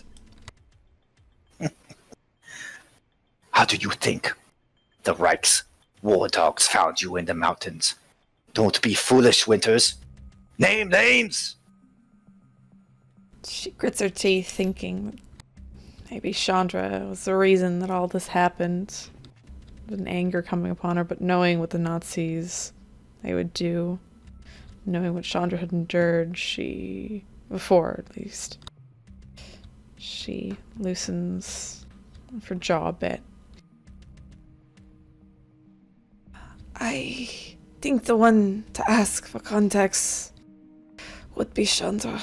As you can see, Henry and I wanted to start a family and have a simple life. We do not have contact with any spies within New York City. Ones that we have contact with, they are not spies, but they live in the same area as us, and we have them in custody. Yes, we know about John Smith. We know about his wife. We know about Francis and Thomas Smith's son. They still have some usefulness for us. But your usefulness is quickly running out. Ruth Winters.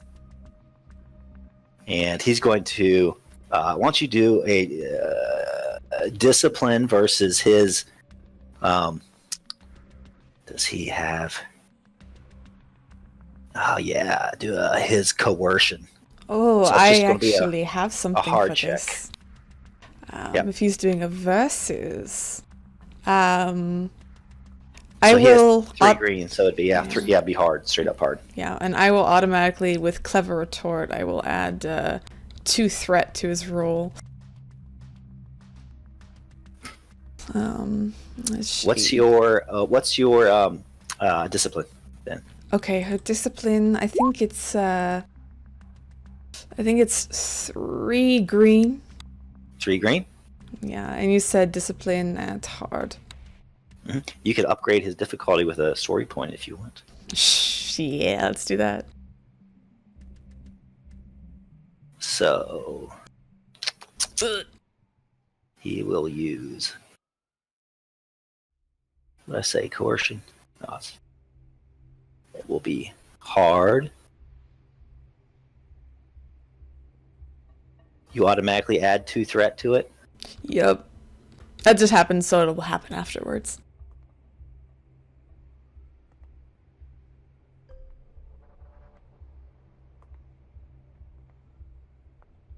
Well, that's a lot of success, but also a lot of threat. What's your threat? I want to use I want to spend 3 for the active character accidentally reveals their, I guess, true goal in the encounter. I feel like there's something additional that he wants to know. Yep, you can do that. And I want to spend 1 for him to maybe get sidetracked. Actually, to suffer 1 strain as Ruth just kind of stares at him very hard. She doesn't wince. She doesn't falter. But she does fail. Mm-hmm. But I do want to use that advantage to notice a single important point of the ongoing encounter. There are obviously more questions than just these questions they're leading you with. Mm-hmm. It seems clear to you that things have progressed since you've been in prison for the past 2 months. It seems clear that you were not their ace in the hole, but at least an asset that they're keeping around. And they're fishing for information about your network and the ability to use you to get to, they never say it by name, but they ask a lot of information about Nazi technology, so you can only assume they're interested in Die Nebenwelt. But yeah, you might not have the right names, and I would let you try to deceive Takahashi when you start to write down your network, but you are going to have to at least write down some names as the guards kind of close in on you and you do feel very threatened. Because just like Richter said, your usefulness is your lifeline here. Yeah, and I do have deception. Is that the one? Do you have knack? Let me see what you have. I do have. I don't have it for that though. Cool, charm, negotiation. I'll let you use cool. I'll let you use cool. You keeping your cool? All right. Sure. As she's writing down names, she writes down the names of, let's see, I guess those gentlemen that I guess assisted in, I forget their name. Like I forget their names. The one with the hat, the fat one. Because she knows them and their assistants and what was going on. The rest probably is all. You have like those Brooklyn guys, and you have a. Oh, okay, we do. Yeah, all those people. Remember? Yes. Yeah. Okay, so remove 2 setbacks. So add 2 boosts then. 1 boost. Oh, 1 boost. Okay. Yep, and it's going to be a hard check. And don't forget to. Did you use your story point in your sheet? Oh, I will do that afterwards. Cool. Fuck yeah! Success with triumph. Advantage with triumph. Advantage with triumph. Yeah. That's still actually a failure. I think triumph counts. Doesn't triumph count as success? It does, but the let's see here. See, advantage, success. It cancels it out. So you see, you still have 2 blocks. It blocks it out, so it's still a failure, but you still have a triumph and an advantage. Okay, let me see how I can use that triumph there. Motivations. Let's see. I guess do something vital, I guess. Or I guess actually successfully conceal your true goal in the encounter. That she's trying to mislead them, maybe. Mm-hmm. Yeah, so we'll use that, and I'll use that advantage to recover a strain. So Ruth, she takes a deep breath. You see, she's not fazed by the guns that are around her. And she remains stiff, that stiff German upper lip. takes the pen and in very beautiful handwriting starts writing out names Henry would see and recognize a few that are correct. But there are others, ones that she knows probably might have... Oh yeah, she names the butler. I think he might have died. I don't know. The one that was in the... I think that's a good way to both fail the check, but also lead them astray. Yes. So you named the names are on there, but it's mixed in with other stuff. Yeah, there's a few names that they can contact or use, but names that of people, but either fake names or just ones who are deceased and may have died in kind of mass graves while they were in New York. And she looks up to the general when she's finished putting down the pen and gently pushing the paper back over to him. You wish to use these contacts, but I'm assuming it would be difficult for you to use them. So that's why you have us around. Is it correct for me to assume this? Ah, your mind is sharp even after 2 months in the dark. Shall I say, Fraulein Winters? Hell, if you wish to keep me sharp to use for more assistance, I would graciously appreciate not being locked in a box for 2 months alone. Indeed. We plan to let you go free soon, although with some assurances. But one more point of business, Fraulein. He looks to Richter. Herr von Steuben. There are some in my company who still maintain that you are GNR spy. I think nothing of the sort. I can see in your eyes that you are a hard man, but not Nazi. Please convince my men not to take you out back and shoot you in the street. Are you loyal to the Winters here?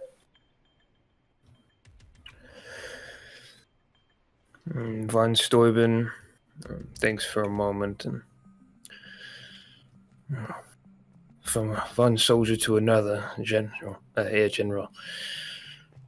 Might I have a cigarette before I try to make my case? Hey! Inspector Keto produces a cigarette, slides it across the table to you. Danke. And he grabs the cigarette.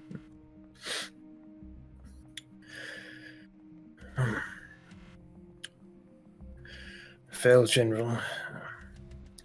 I would tell you plainly that I am the furthest thing from a GNR spy. I've been through 2 wars in a German concentration camp. I came to the neutral zone seeking peace and some sort of inspiration to keep on going. The Winters have been kind to me, given me a place. Oh. We pause. I put the pause. I can't pause. We keep recording. I put the pause. Put in the pause. I will be right back then.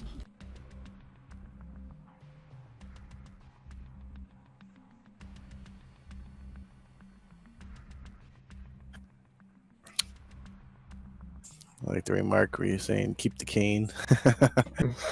It's like, yeah, no. I'm going to keep the club. I think it fits. You're getting old, Henry. She'll need it for some time. Until it breaks. Hopefully they made it out of hickory or something. I would say that's very high quality bamboo. Yeah, she could do quite a few things then. That should hold up very well, even cracked over Kempeitai head. So in our current situation, I can't recommend it. Not yet. Not yet, at least. Soon, though, I imagine. Eventually. Use it like the pool stick in Deep Blue.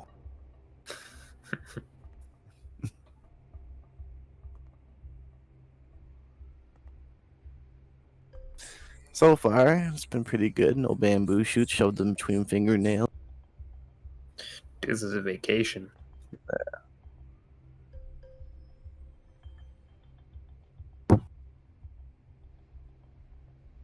Oh no.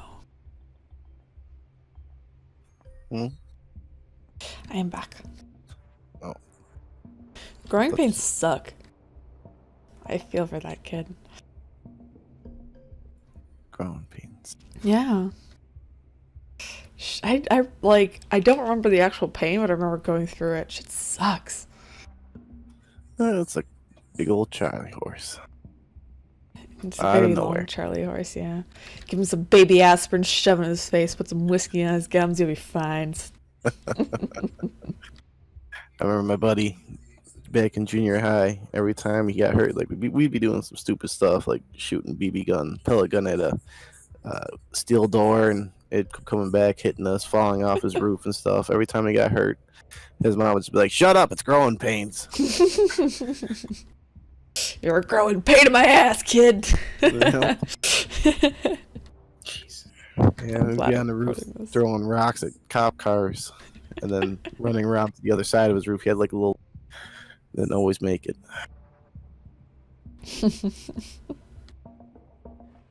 Oh my goodness. Fucking kids, man. Getting all sorts of shit. Always hurting themselves. Well, that's why our bones are flexible. Yep. Bend right in half. Oh, fucking. I was giggling a bit when after Richter's like, I was in a concentration camp. Basically, you were just like, that's rough, buddy. Just cackling. Shoulder pat. There. Stop being a pussy. It's all fine. It's part of it. You gotta be brave. You gotta suffer so others can't suffer. I'm so tired of suffering. Carry that torch. Why are I've we been here? suffering for 50 years. Just to suffer. 14 Every in night. World War One. Life sucks. Jesus. That was the only option, man. You're German in World War One. You picked up a rifle. Hell yeah. 100%. Well, it was a gentleman thing to do for a while there, and near the end they started using the mustard gas. Oh, they used them midway through. Yeah, whenever people realized that trench warfare took forever, the whole thing went out the window. Yep. Time for us to drop mustard in your trench. No ketchup. Yeah, I mean that was probably like the last gentlemanly war of Europe, like the end of it, the dawning, not the dawning, but sunset.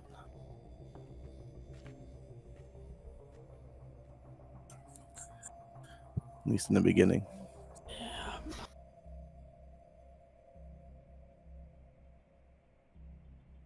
I feel bad for giving up the names. Well, who knows, like, if they're still alive, you know? It's true. They And- could all and then just be there- dead. Exactly. A lot of stuff happened in New York after we left. Mm-hmm. Exactly. But they're not enemies of the Japanese yet. All right, I'm back. Alright. Ready when you are. I'm ready. Hi. Hi. Ready when you are. Richter, you were saying. So yeah, I restarted mine, but the Venters have been trying to give me purpose again. I hold no loyalties to the Reich. I am German. I wish Germany was what it once was, but a German spy, nine.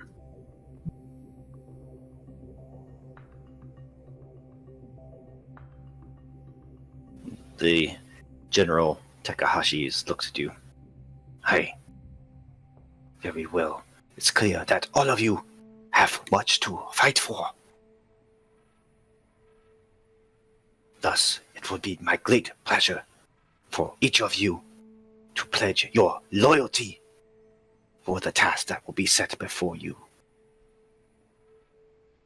It would not do for Japanese Kempeitai to travel to the East Coast and deal with this matter of Die Nebenwelt, but 2 German-borns and a husband and wife who are with child would be a valuable asset.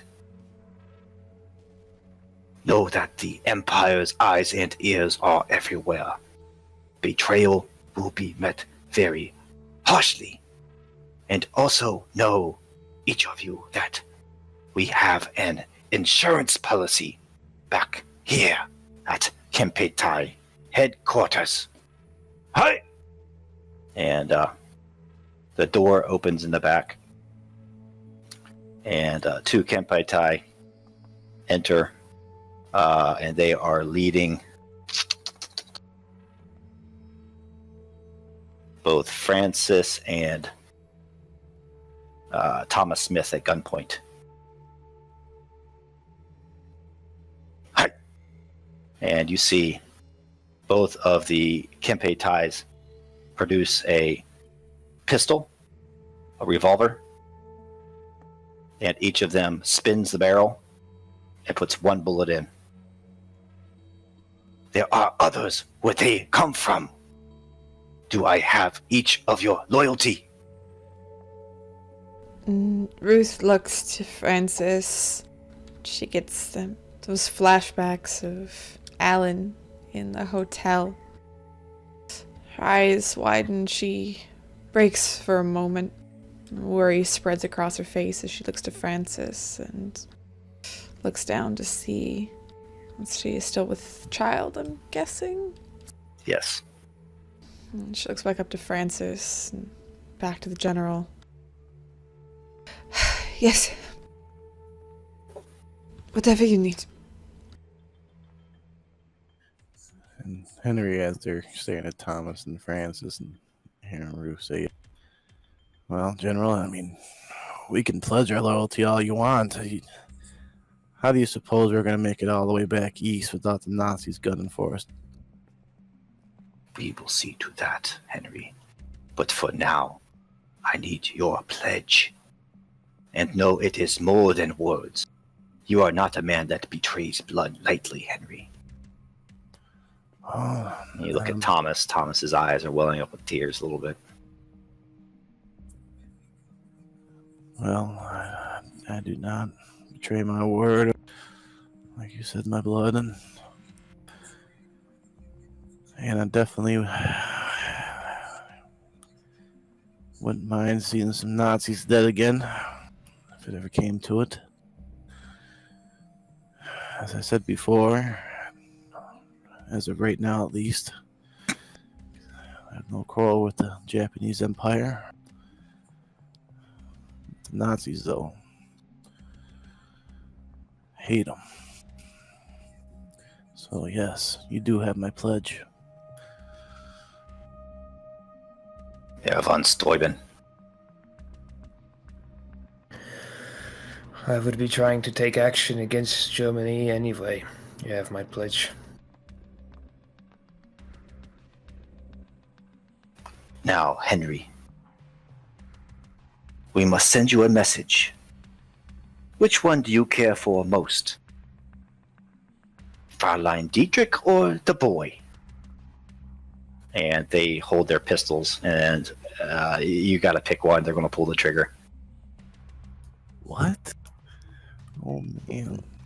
Nein. You can't do this. If you do not pick, I will pick. Now! Henry, he's looking kind of agitated now. Well, General, I won't have either of their blood on my hands. The start of all this. If you want blood, you can have it on yours. Very well. And he kind of looks to the Kempeitai. Pull the trigger on both of them. And Henry? Let's see what your luck's looking like. If you click on that dice roller, you should see Russian roulette, third from the left. Oh my god. This one's for Francis. Oh man, like Click. Nothing. Francis just sobs uncontrollably. Henry's. Yeah. Thomas just looks at you and gives you a salute, like a military salute, as the second Kempeitai pulls the trigger. Be brave, Thomas. Now we do it again. Yep. Click. And he is extremely brave, but a tear trickles down his face, and he's go. Hi. They kind of lead you back in the cell, this time way more roughly.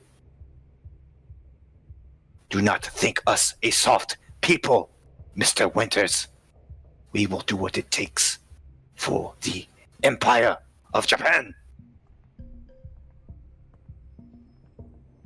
That was a sick game, General. But you got your message across. And you guys are sent back into your cells. Clang, you're left there. Very briefly, I'll let you have RP before we move on to the final act here.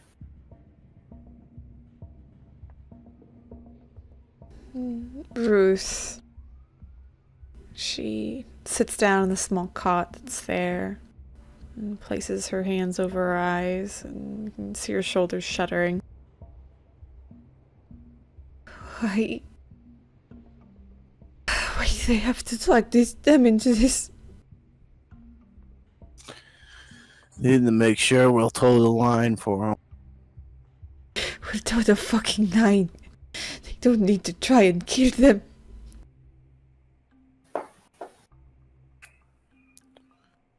I can't say what I'm thinking, Ruth. But I 100% agree.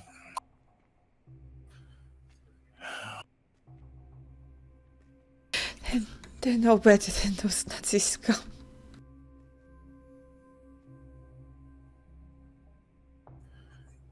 Well, there's nothing we could do with them yet.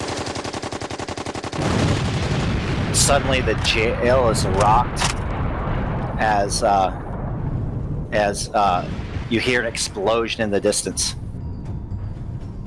and you hear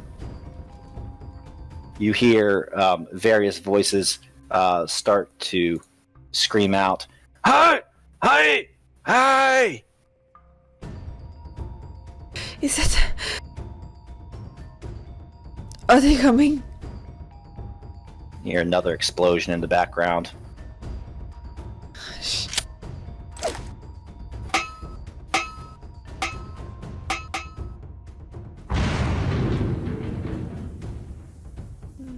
Ruth winces and looks to the other two. We need to get out of here. And she goes to the door, obviously being locked, pulling at it, pushing at it. Ruth, we need to get back until these doors open and until we know who's on the other side. We don't want to be hit by anything that we don't need to be hit by. You're right. You're right. She backs Get away low. from the door. She'll crouch. Over Take the cover corner. behind the cots. Okay.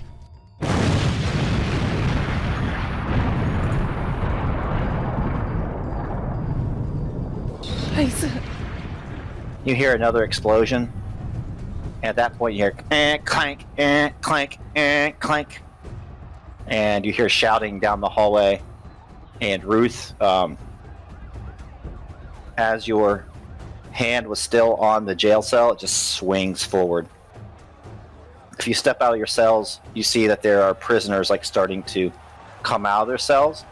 Although a lot of the doors are stuck or still closed. All right, what are you guys doing? Ruth hurries over to the doors that are still shut, maneuvering around some of the other individuals there. And she looks inside to see, for one, if there's people. And if there are, she's going to attempt to yank on the doors, trying to get them unstuck. You don't see anybody you know. She doesn't care. She's going to try and help them. Yep. You yank on the first door and it does come undone. Oh, thank you. Thank you. Of course. Ah! And this person like runs past you. And Richter von Steuben, I want you to roll on jail encounters. Farthest to your left on the table roller.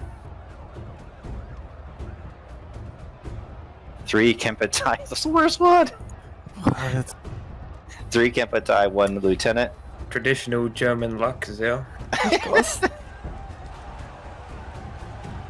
Alright, 1, 2, 3. And where's my lieutenant? There's my lieutenant. There we go.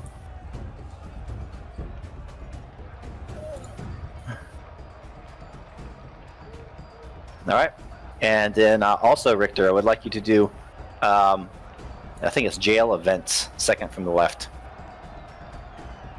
Oof. Secondary explosion. So as you run forward, you see these guys, at least one of them has a submachine gun, the other ones maybe have pistols. The lieutenant has a baton wielded, and they shoot some of the prisoners as they start to run for freedom. But then as that happens, you hear another explosion. Boom! It just rocks the building. It actually feels like the ground between you guys shakes. And from in this direction, where this little smoke icon is, like the outside window just crumbles down and explodes inwards. I want everybody to make a vigilance or agility check, and it's going to be average with 1 upgrade.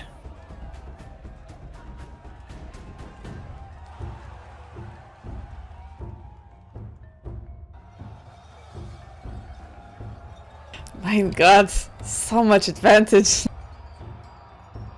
Vigilance or agility. Alright. Woo!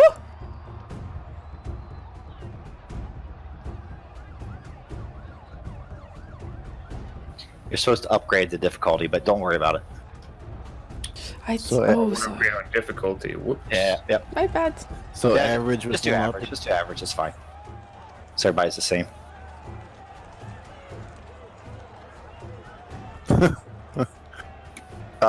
Henry, Ruth, you fail the roll, but with all that advantages and success and the triumph, I'll let you guys RP it out how you like kind of are able to protect Ruth so she doesn't get hurt from the explosion. Yeah, I would say using the triumph.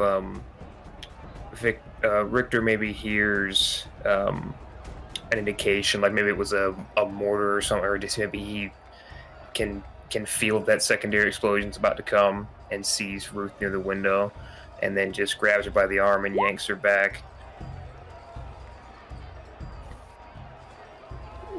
She lets out a yelp as she's yanked back by Richter. An explosion goes off and covers her ears. She looks back up and looks to the guards coming in. Looks to the window that's now open. Her eyes first trail over to see if any other people are trapped. Most of the doors are at least a little bit of ajar, and most people are running out. As that secondary explosion happens, it does catch a few of the freed prisoners, and they just get blown back into the cells. A couple of them are probably dead. The good news for you guys is the Kempeitai police failed their role. So the first ones in, they all caught the blast hard. And so their weapons go flying, and they're just obliterated and killed, although the lieutenant is not. He picks up one of their pistols and aims at you guys. Roll vigilance. Or roll up, initiative. Am I able to use at least some of my advantage to have a gun roll near us? Absolutely, you can. Sweet. Yeah, so one of the guns after the explosion just skids along the floor and ends up at, I guess, the Richter's feet. And you said vigilance initiative? Yep. Let's see. Let me find my.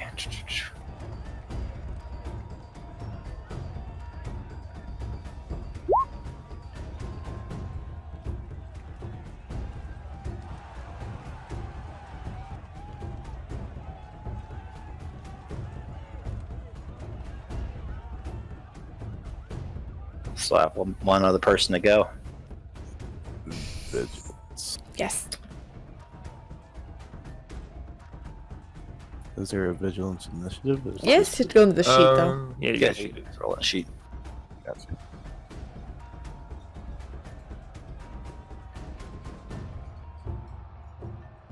Where in the sheet is it? You had to go to weapons, talents, and powers. Yeah, I see.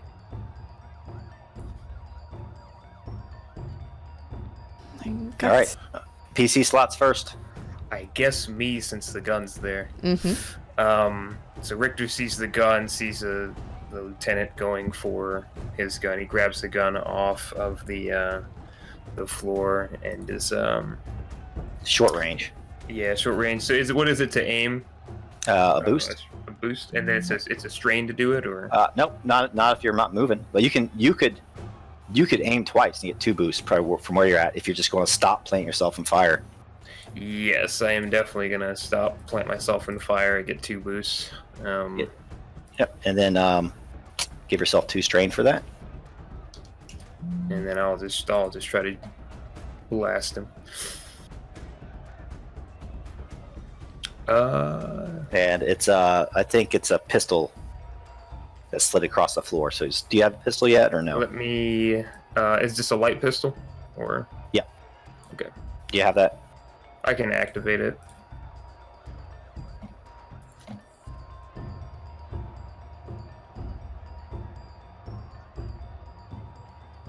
Don't fail me Both now. be easy.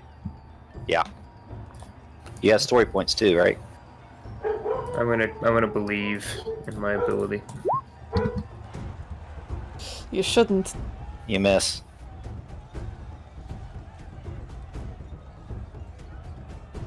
So you miss. The shot goes wide. But what do you want to do with the advantage? You could give him a setback. Yeah, I'll do that. Shot goes wide. He ducks, moves to his right. It's his turn. He aims the pistol at you guys and shoots towards Ruth. I'm trying to understand that roll because I have 2 yellows unranged.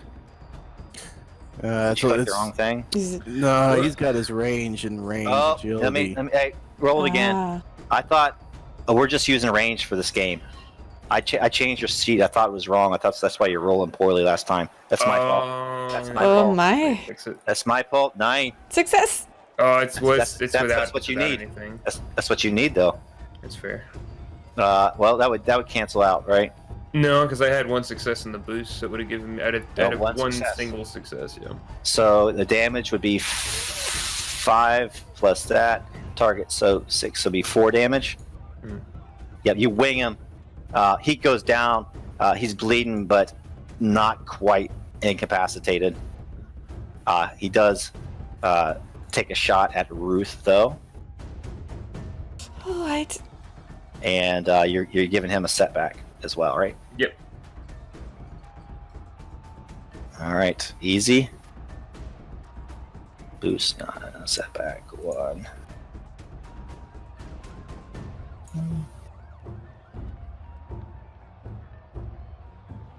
Ooh, Oof. hit with 2 frets, so that would be 6. What's your soak? That'd be 5. Mine 5 soak is 1, so 4. Or no, it's 5 then, yes? Yep, be 5. Also, I'm using the 2 threats, and now he's out of bullets. Using forgot to count. He's out of bullets next time? Yeah. If you'll let me, Richter. Absolutely. Actually, it shot me, so. Mhm. So, yes, We got PC up next. I guess Ruth will go then. Ruth, she takes the shot and takes it, let's say, and even the shoulder. Through and through, and just starts to bleed, gushing out onto the garment she's wearing now. And she lets out a yelp as it happens. And she will see that Richter's holding the gun up, pointing it towards the lieutenant. Is there a gun in sight that she can see? It could be if you use a story point. Sure. Can I use a story point for that machine gun? Yeah, that's appropriate, because one of them did have the submachine gun. Sweet. I will give you the submachine gun on your sheet. Awesome. Let me just find... Here we go. Ruth Wolf now has a submachine gun. Welcome to the Matrix. Ruth runs over, her arm bleeding, and she picks up the submachine gun and just starts unloading it at the lieutenant. Oh, what the heck? There it is. Easy? Mm-hmm.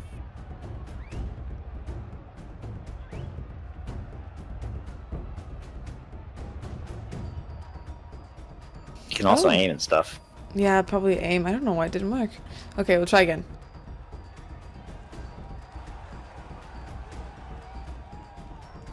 So aim for one.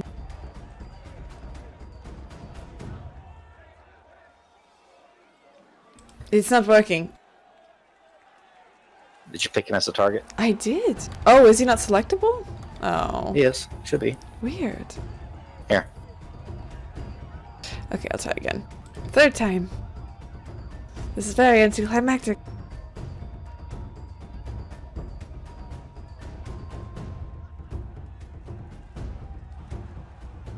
Still won't go. I don't know why. Let me try it. I'll refresh just in case.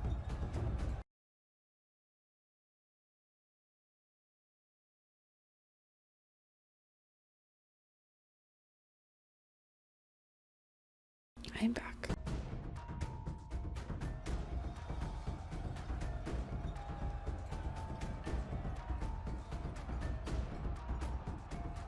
This is just test. This is just a test one.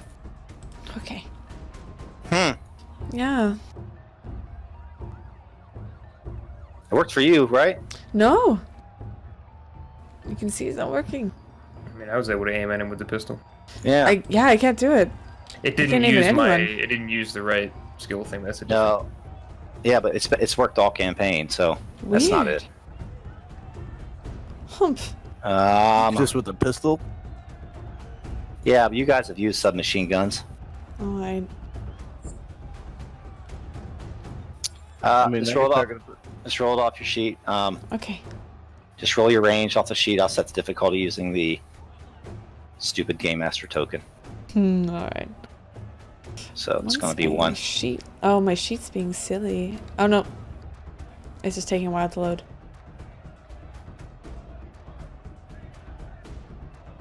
Okay, so just regular ranged? Yep. Okay. Wow. That kills him.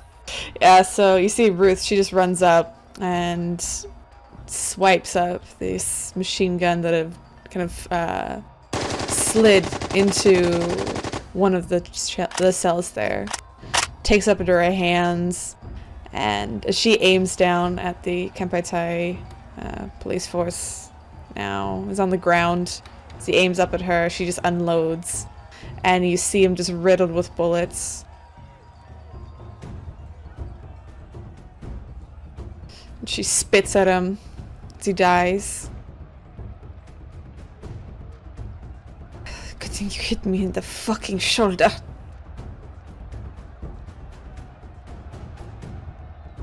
She looks over at Henry, Richter, grabs the pistol out of the lieutenant's hand.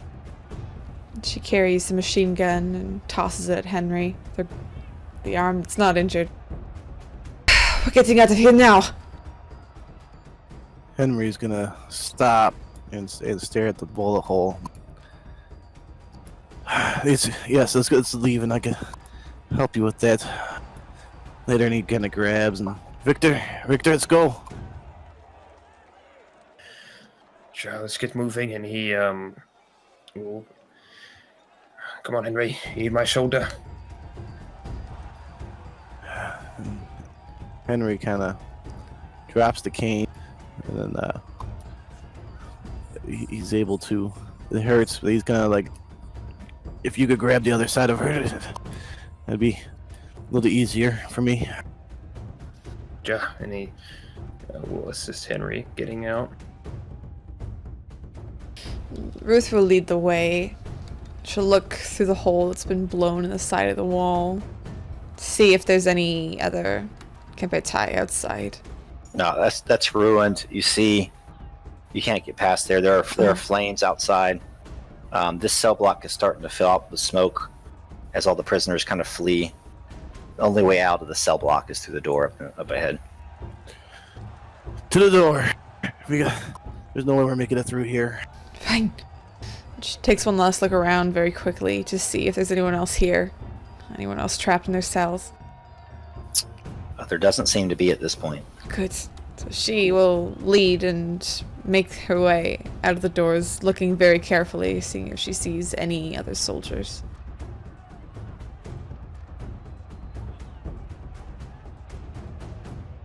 You make it out of that cell block, out like the way that you were brought in, towards the outside, as far as you know.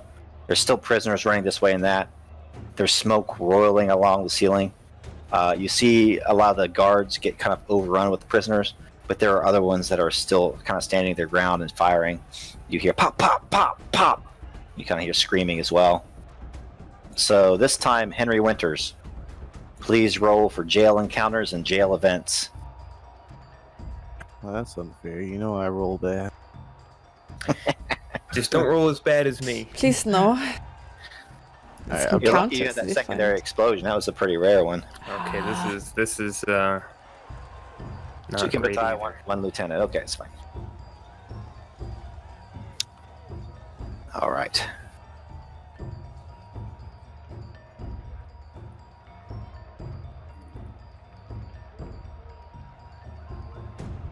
All right. So you kind of towards the end, like at the end there, kind of hold up in that security station. You see what looks like two Kempeitai police and a lieutenant kind of holding their own. Every once in a while, once the prisoners kind of run towards them, you hear a pop of a pistol. Pop. And smoke from the other jail block starts to filter into your area. It starts to like fill the hallway. Everybody's going to have a setback to their attacks. And for smoke, I want everybody to make an average Constitution check. With setback, yeah? Yep. Oh no, not for that one. Okay. Not for that one. Constitution. Wait a second. Not Constitution. Resilience. Resilience. Yep. D&D on the brain. Scheiße. Castle of Blades.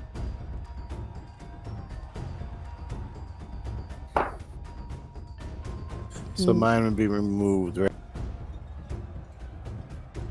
It would be from your talent.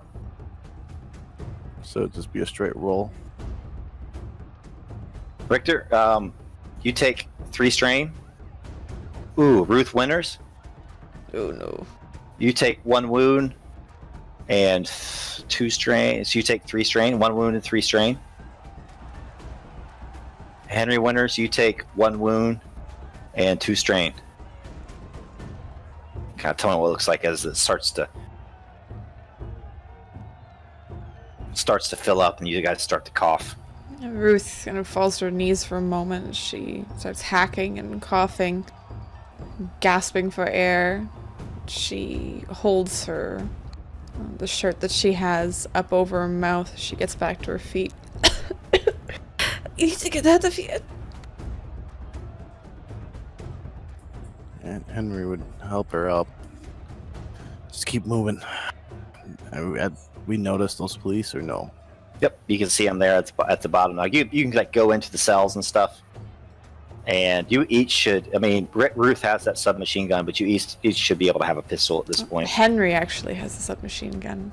Oh, you give it to Henry? Yeah, I did. Yes. But I have the pistol. All right.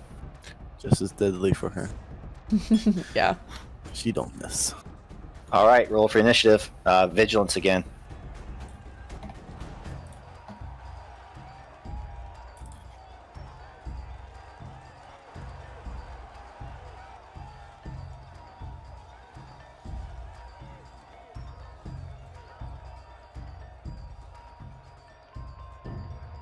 There you go. Those are some rolls. Yeah. Doesn't All matter right. who goes first. Who's going first? What are you gonna do? Henry, seeing the guards as they're helping Ruth get in the cell with the submachine gun, would take a shot at the closest Kempeitai police Okay. officer. How close do you want to get to this guy? We could go medium range. Okay.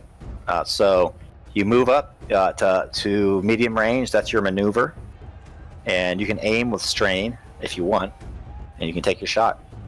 Okay, so yes, I'll aim with strain, which would give me a boost, right? Mm-hmm. And then I'll use That costs 2 strain. okay, and then I'll use quick strike, which adds another boost for each rank, which is 0 rank, so it'll just be 1. Okay. And then after that, we'll see. And you have a setback for the smoke. Okay.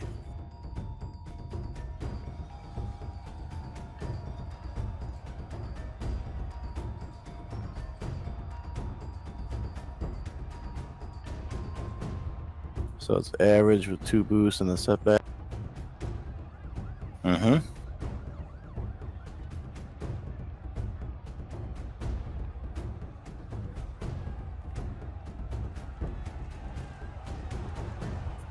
Okay. What does it look like as you kill him? As he pushes, kind of starts working with Ruth to get into his cell, Henry will see the guards and stick his submachine gun up and just squeeze the trigger and kind of, almost like a spray and pray, but not, a little more controlled burst. And then he'd quickly duck back into the cell with Ruth. Got one of them. There's 2 more left. Good job. And she'll poke her head out of the cell as well. And she'll fire at it's the other Kempeitai police with the pistol that she has in hand. And I do have quick strike, which gives me a boost for each rank, which is 1 against Alright, targets so in combat. you could get 2 boosts if you take 2 strain to aim. Doing it.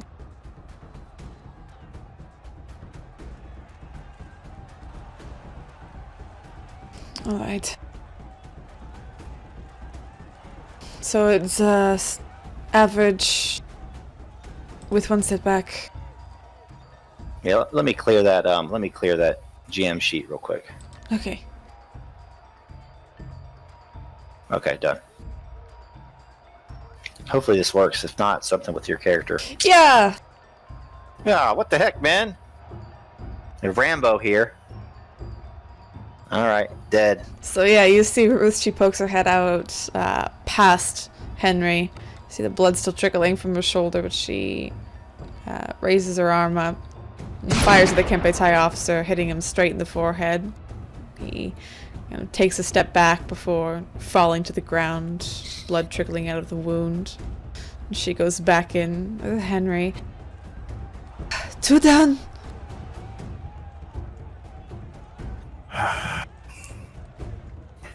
Hopefully Richter has a good shot. I lost him. I know.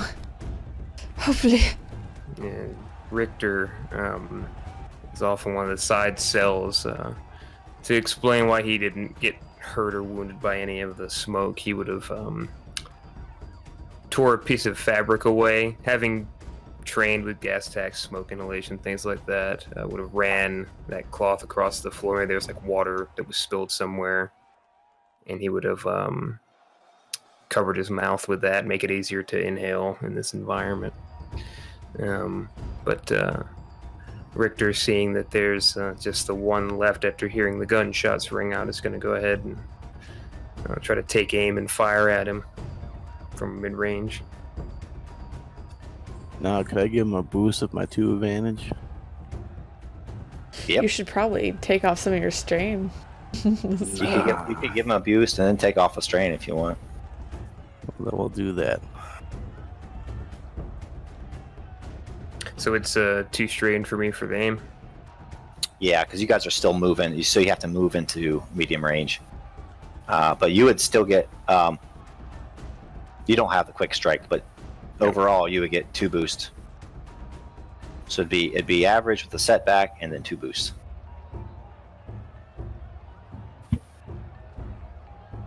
Come on, you guys need a win here. Come on.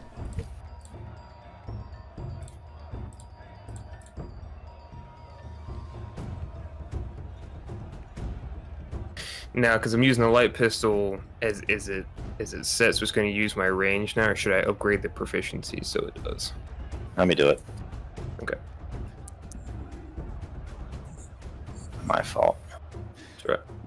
But it should be, or you could just move it to ranged light, unless you had them spread out or something. Yeah, it's fine. I'll take care of it. Range. Or what I could do is just put them. I could just upgrade all 3 of them, so that way they're all on the same. Yep, done. There you go. I thought I could teach you just as well as Master Yoda. I was wrong.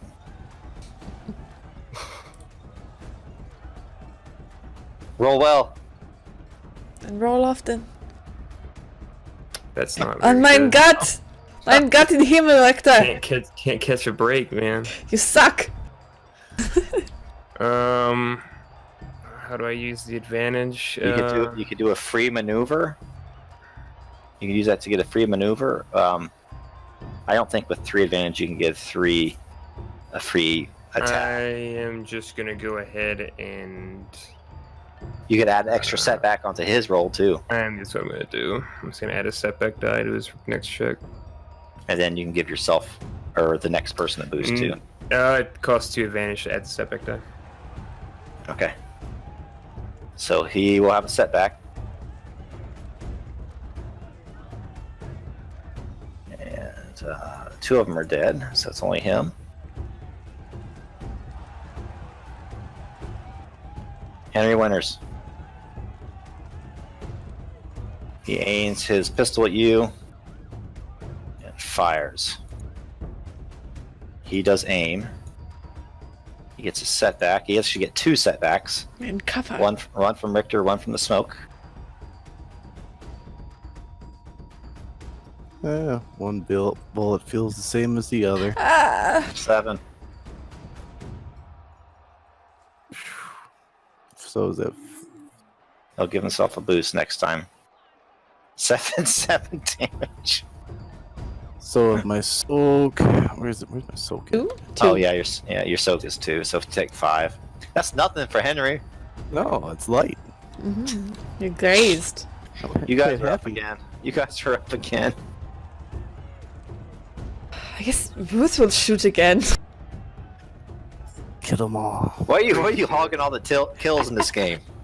Ruth is kill stealing. Ruth leads over Henry again. She looks the wound that's not there. See the frustration growing on her face. And she'll fire at this lieutenant. So you can either aim twice with strain, or you can move to close range and then aim with strain. I will It's up move. to you. I will move to close range. So she darts out of the one they were in, the cell, and she moves to the next one, getting in closer, and then she'll aim.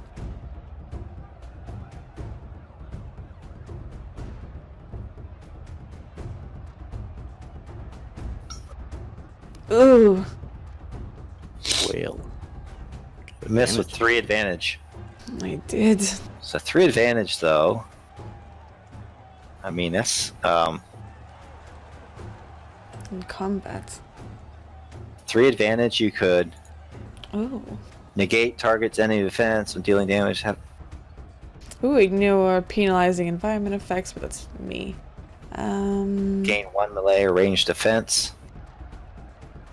Force target to drop a melee weapon or ranged weapon. Yeah, so she shoots towards him. It doesn't hit him, but it hits his gun. And the gun goes flying out of his hands and goes spins on the floor. Got it. Next PC is up. Henry seeing Ruth dart out, he's like, wait! And she just disappears in the smoke, so Henry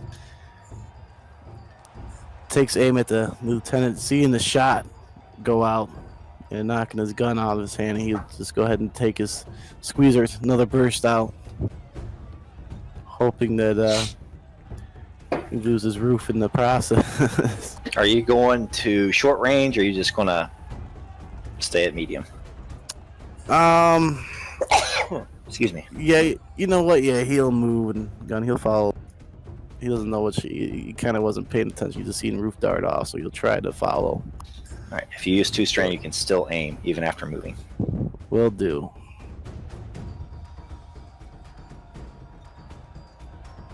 It's getting up there this time.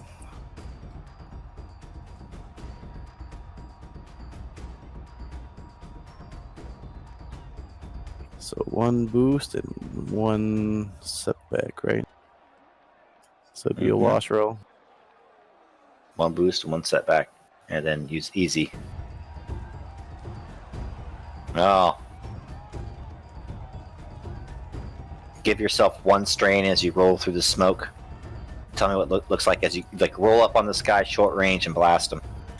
So as he's moving through the smoke and he's trying to follow where Ruth went, he just sticks out the gun. He doesn't want to get shot again, so he sticks out the gun to kind of suppress, do some suppression fire on the lieutenant.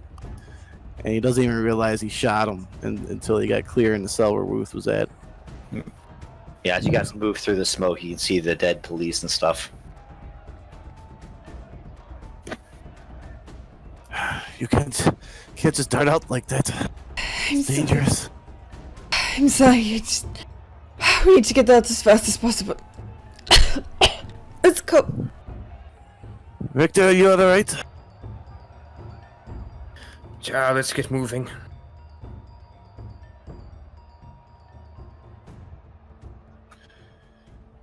They'll grasp Ruth better wait. Start walking with her down the hallway. Catch up to Richter or vice versa.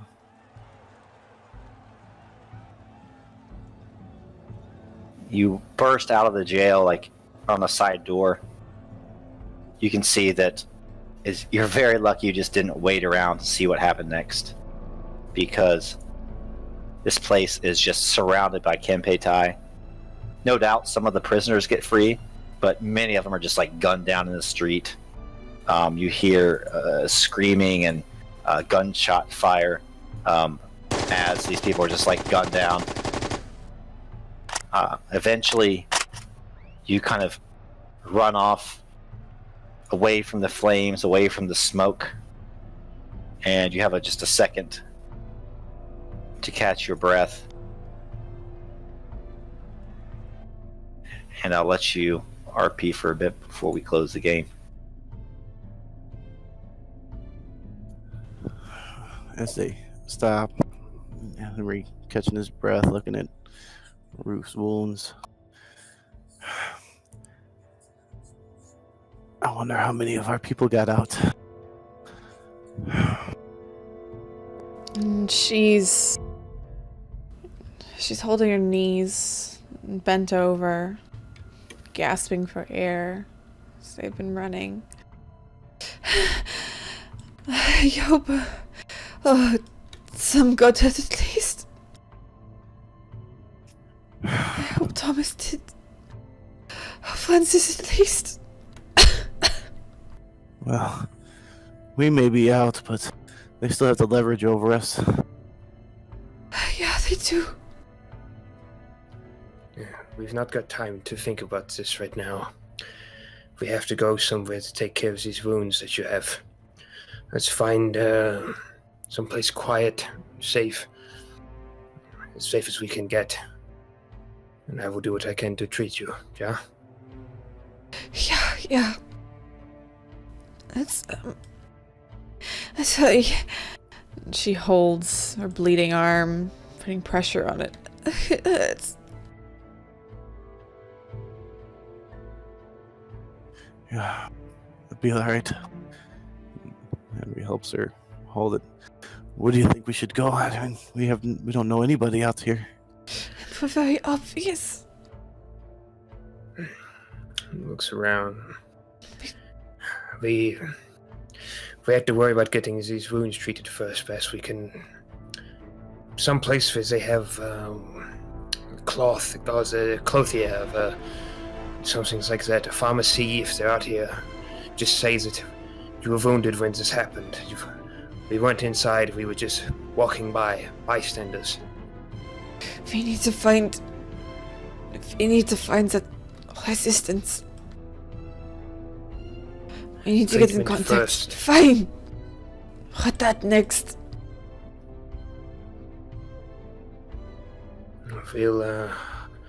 I'll look for them. We have to find a place to treat you and a place to stay low for a while we try to make contact. Fine. But we're not splitting up. 9.